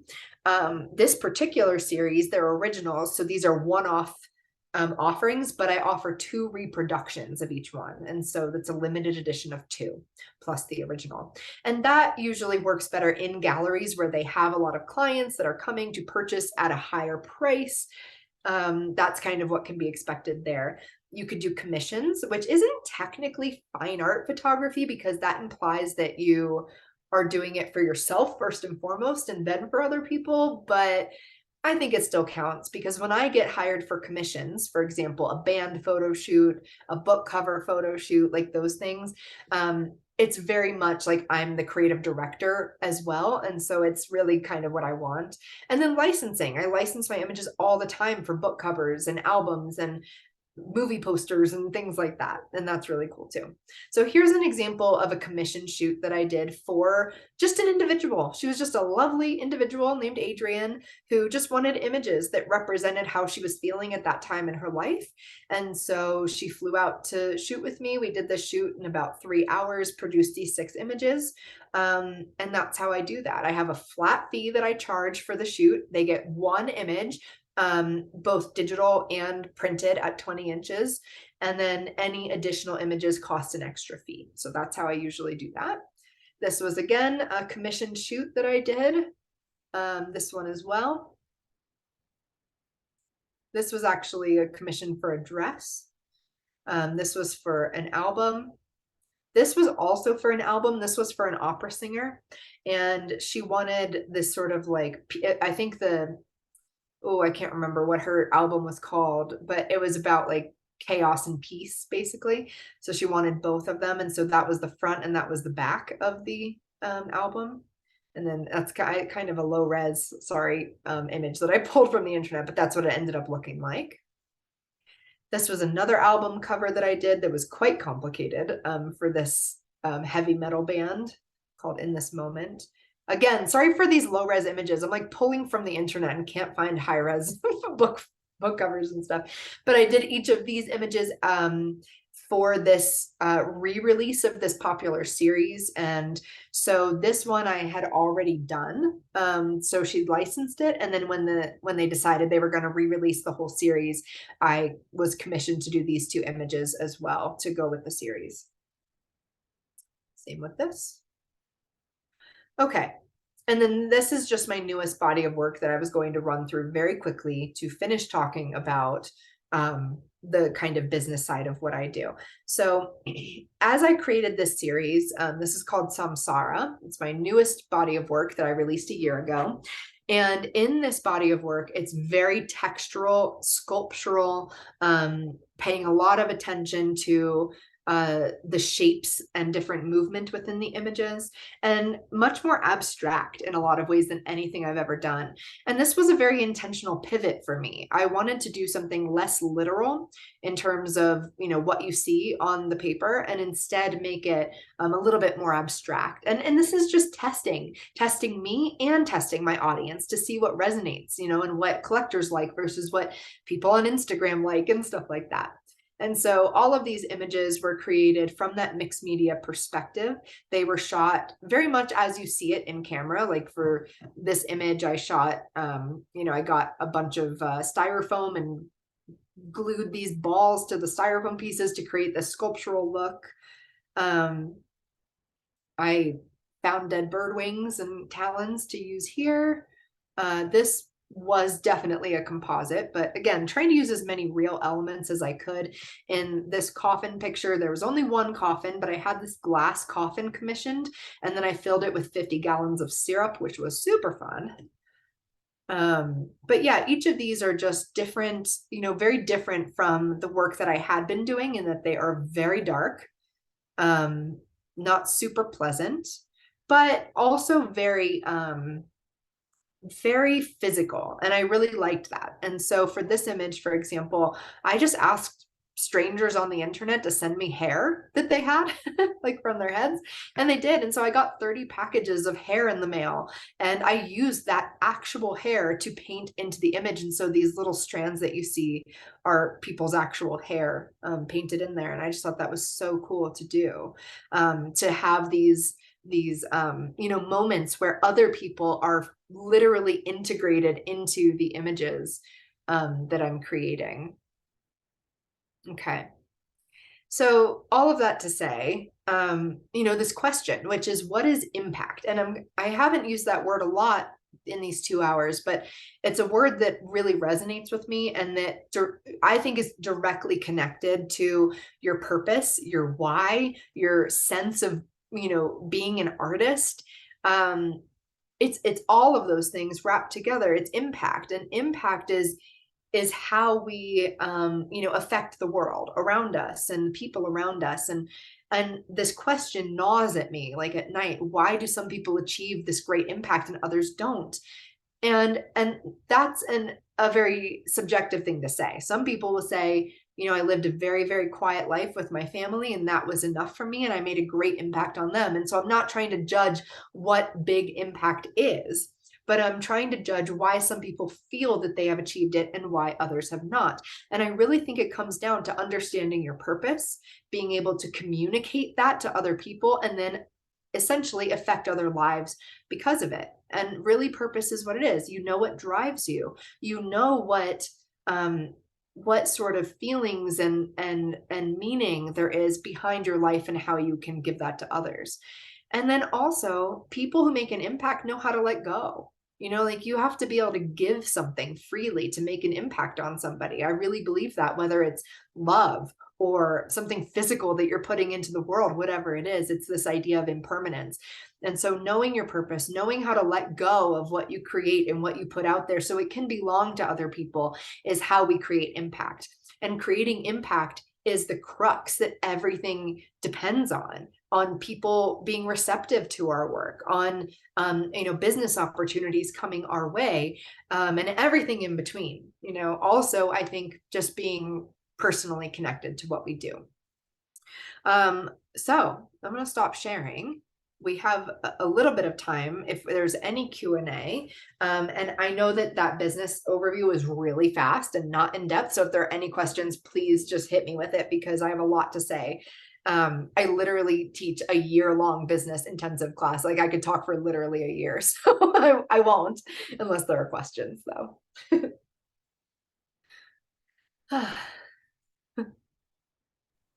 Wow, your work is amazing. Really. Sarah. Yeah, it's very, very powerful, very evocative. Thank you. I appreciate that. Yeah. I know it's on the weird side. Yeah, no, I mean, if I had the opportunity to go to New York, I certainly would be going to see your show, but Oh, thanks. yeah, sorry, not going to be, but my family is. No, Maybe that's I'll tell them to okay. go. Yeah, thank you. I Yeah, appreciate that. I'll be there on March 9th for the opening, so I'm hoping to meet Oh, lots of people. nice. Okay, I'll write that Yeah. down. Yeah. Weird is good, by the way. Thank you. My question is, typically how many pieces do you consider a collection? So you said your one currently is like 29, did you say? Yeah, my current one is too big. You don't need to make that many pieces. It's actually 29 prints plus 4 videos plus a sculpture, 2 sculptures, and then an interactive installation.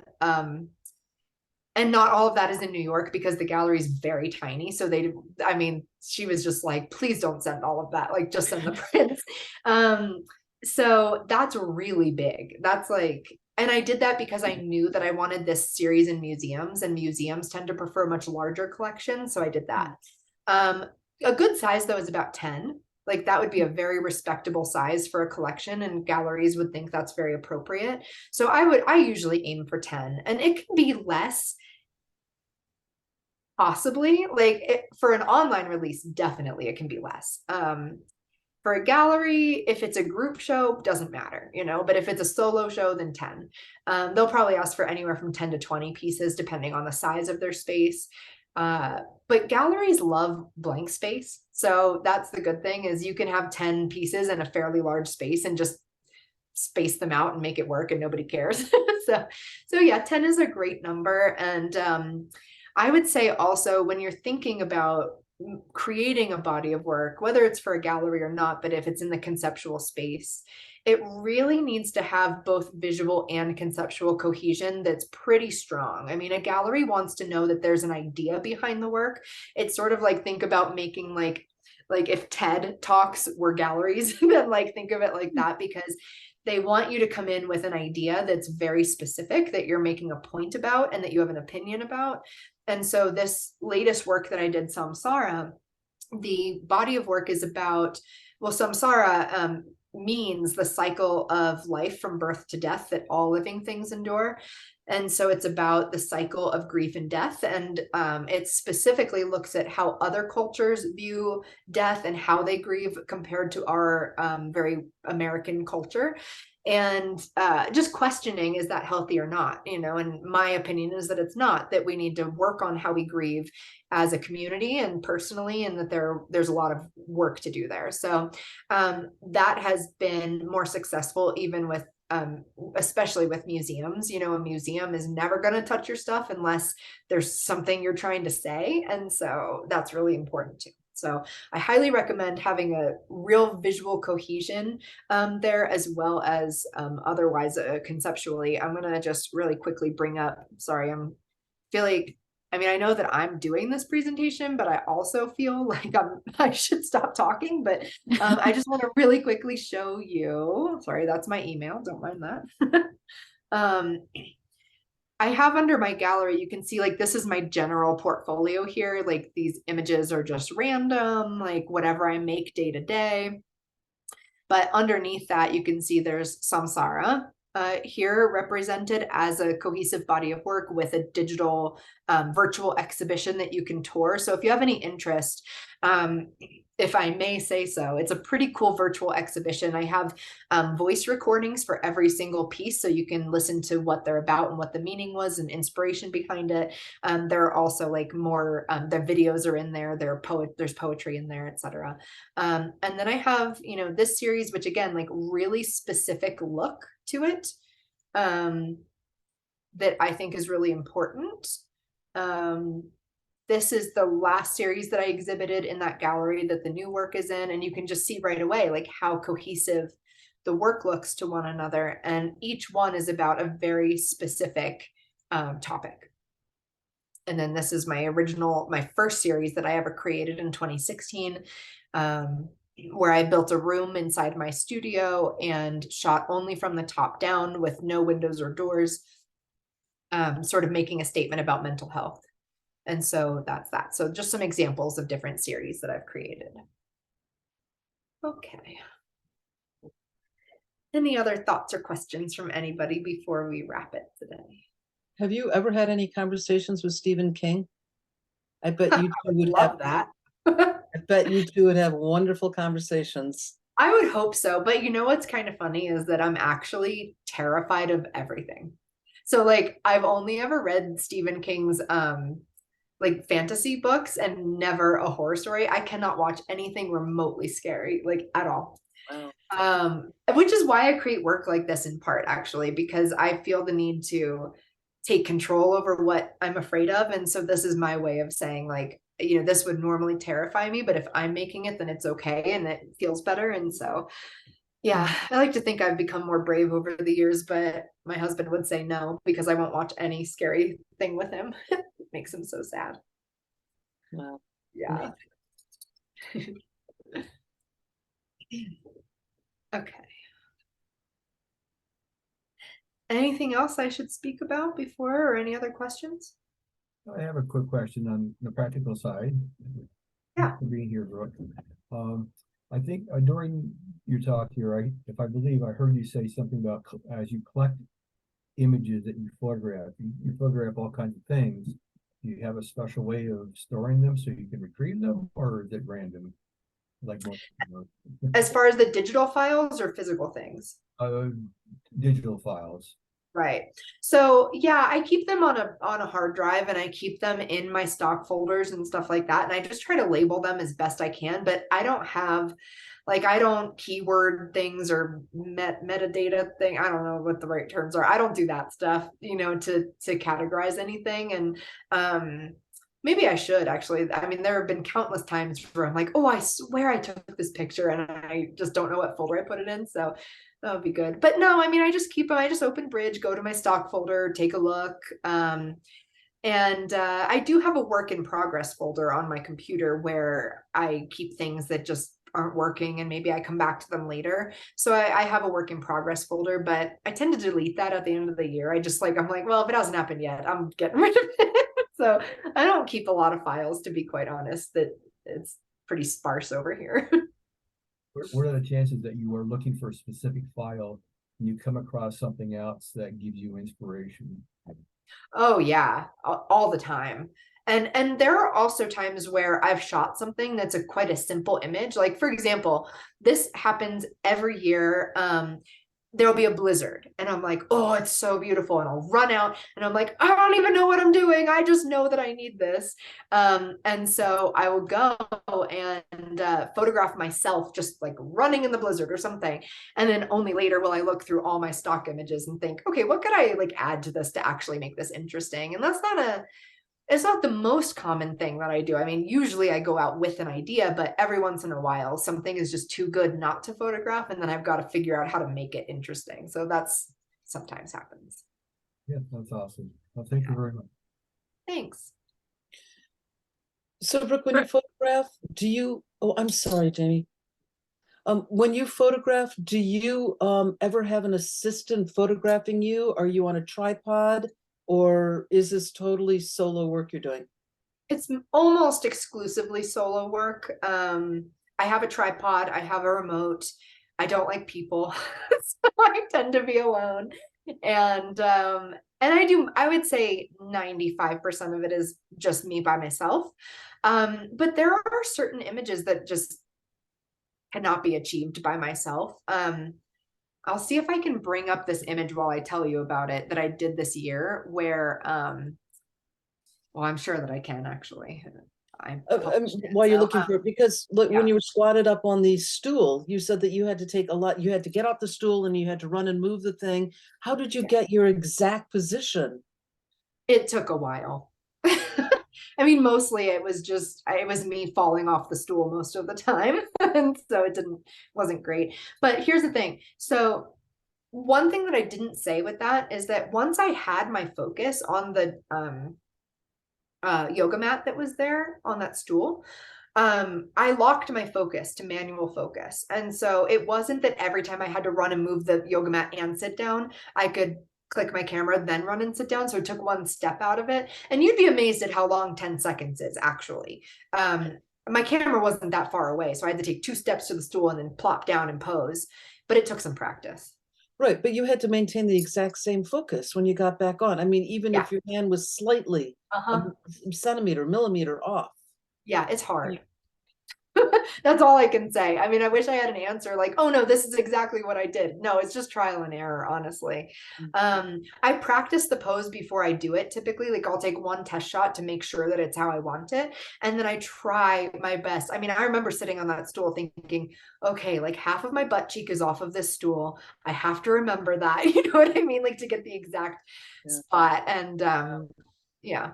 Playing with f-stop helps too. Like I can't remember what I shot that at, but I think it was probably around 5.6, so that there was just some room for error in there, you know. And I don't care if things are out of focus. Like, I mean, I have a friend who I share a studio with, and she's always just like, my eye isn't crisp. What am I gonna do? I'm like, I don't care. Like it's not in my I don't care about that. So I'm not as picky too.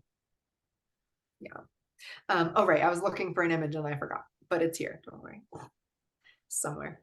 I was just going to share this story about how there are times when I do need help on occasion with the photo shoots that I'm doing, but it's really rare. But I do like to do some really weird things when I shoot. So like last year, sorry, I did this image where I saran wrapped myself to this tree, which I obviously could not do by myself.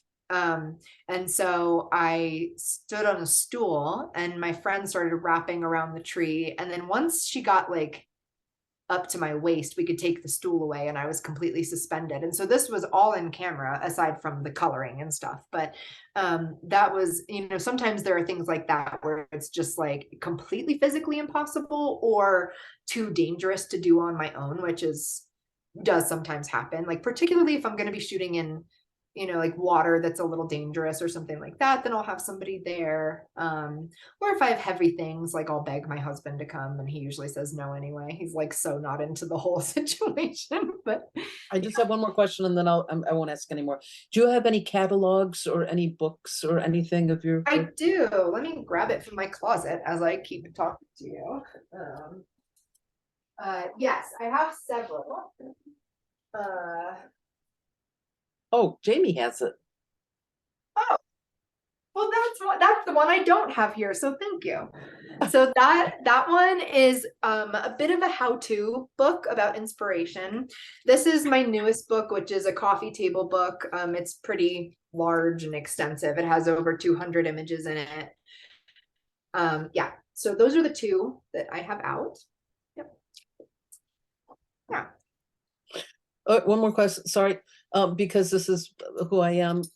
I don't know if anybody ever talked to you about our auction that we have, where we try and raise money at our convention. We just had an auction where we try to raise money for our scholarships for our members, furthering their education. You wouldn't ever consider donating a book, would you, or anything? Definitely. Oh, absolutely. Just email me. I love donating to stuff like that. Thank you so much. Perfect. I have literally 100 books in my closet that like are just for stuff like this. So yes, I'm glad you asked. Awesome. Thank you so much. Okay, I'm done, guys. Somebody else gonna ask now. Which, speaking of the auction that is still going on, so people who are on here, please check it out. I believe it closes at 5 today. I had one more question for Brooke, and then members should stick around because we're going to do our scholarship drawing for $100 educational scholarship for attending this. Yeah, and my question to Brooke was, can you talk about your calendar and how you make sure to make time for creative things? Don't you go out a few times a week at least?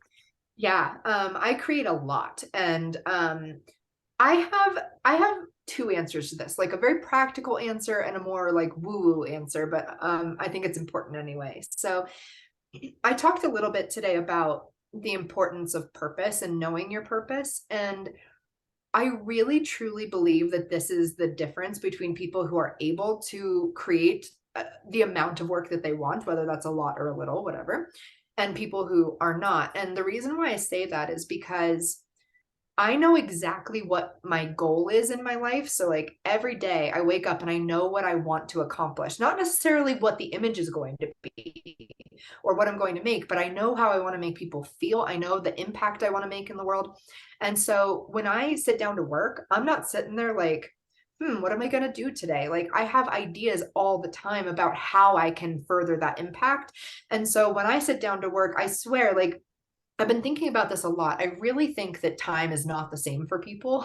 Like, I feel like I have so much time because when I sit down to work, I get so much done in an hour. Whereas my friends will be like, oh, I don't have nearly enough time, but then they don't even produce nearly as much as I do. And I don't say that like to toot my own horn because other people produce a lot more than me.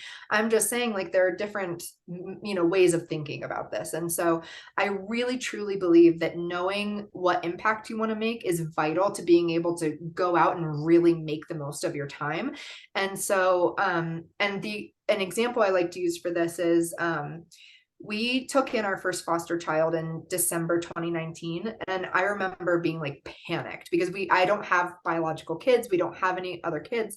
And so this was my first foray into parenthood. And I remember being like, I am not going to make anything for like 6 months. Like that was my goal. I was like, I'm just going to not do anything but parent. So I made 6 months worth of YouTube videos, 6 months worth of art. Like I batched everything. And what I found though was that, there was a little time to work, even though I was like stuck in a pandemic with a traumatized 2-year-old, but that's another story. There was time because I found myself being like, well, I can't just not work. Like that's my life. Like I have to do it. And so he would wake up at 6, I would wake up at 5 every single day, and I would work for that hour. And then if he'd nap, I would work for that extra hour in the day. And those 2 hours a day, I got as much work done as I had previous to becoming a mother. And that was just 2 hours a day. And I found myself realizing like, oh, I didn't understand what it was like to not have time before this. And now I do. And it's amazing how much work you can get done when you're thinking in the background about what you're going to do. And then you sit down to do it and you're hyper focused. So that's my long answer, woo-woo answer to say that. My other answer though, is that I do have a calendar that I keep mostly for business stuff and not creating stuff.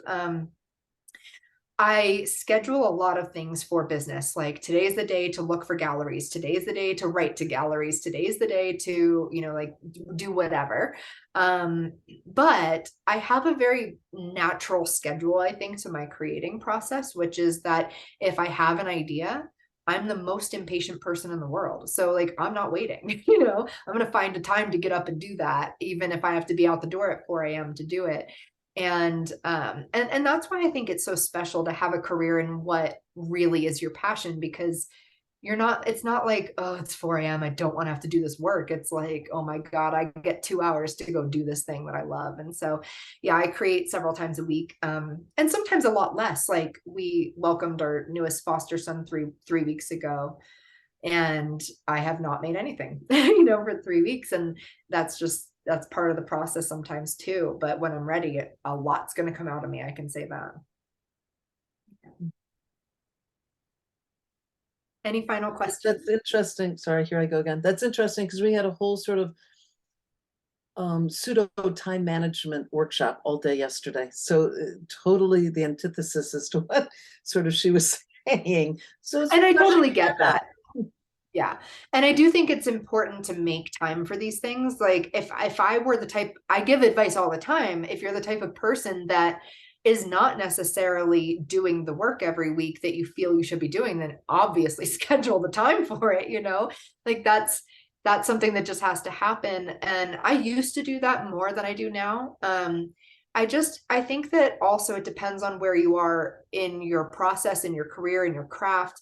And I feel like I'm actually at a point where I need to slow down with how many images I create because I'm oversaturating my market.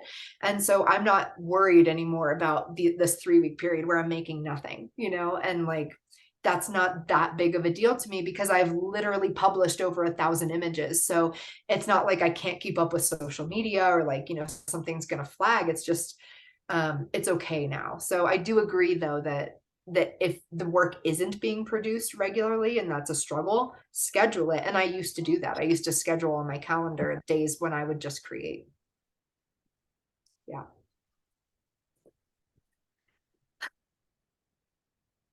Cool. I don't hear anybody else. Yeah. Does anybody else have questions? Going once, going twice? And feel free to email anytime, please. Okay. And your email's probably on your website, right? It is, yes. Okay, yes. Yeah, it's also just hello@brookeshaden.com. Hello. Yeah. Well, this was so awesome. Thank you so very much, Brooke. Oh yeah, thank you all so much. I enjoyed this very, very much. It's so nice to share and just to meet everybody. I know that I didn't actually meet everybody, but I hope that I can one day. I'll come out in person. Awesome. We can have adventures in our woods. That would be awesome. I would love that. I would love to visit. Let's make it happen. We'll bring Yes, you up. We can do like a full actual workshop of doing. And I then- would love that. I'll have everybody jumping in a lake by the end of the day. It'll be so fun. We have a big lake just down the road. And it, Yes. must be in August. Perfect.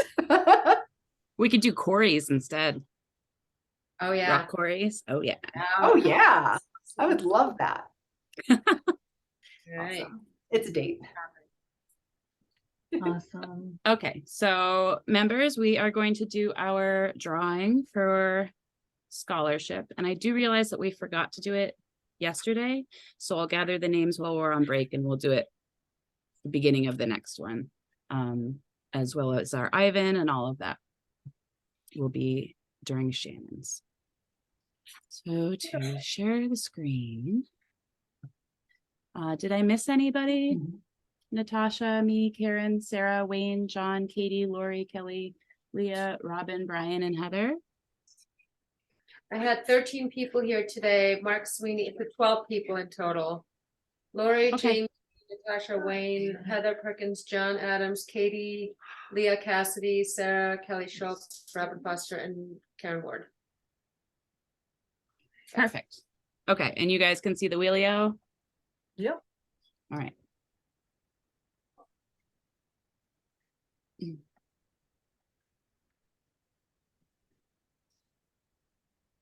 Kelly! Woohoo! Woohoo!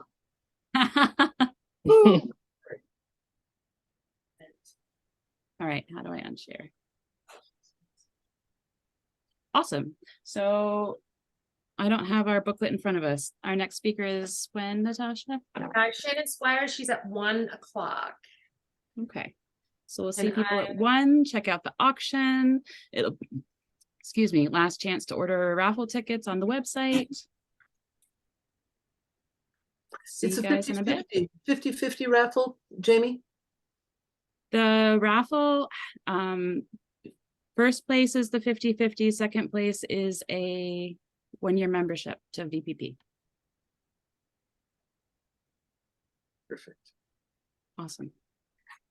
Awesome. Well, thanks, everyone. Have a good lunch. Thank you.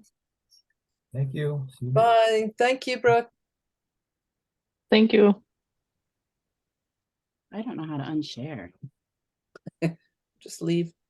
I don't know how to even. I'm here, but I can't even find you. oh well, it's fine. Oh, there's the screen. Wow, why did it get so tiny? There you go. There should be a toolbar that's green that says you're sharing a screen. You click on that little toolbar. There you go. I just clicked your stop participant sharing. I have to run a quick lunch from our lunchtime errand, and then so hopefully I'll be back by 1 to start the next class, but just in case I'm not, and then I'll be here just for a little bit for the first one, and then I have to leave for about an hour. So I'll probably watch it on my phone, but Okay. Can I stop the recording?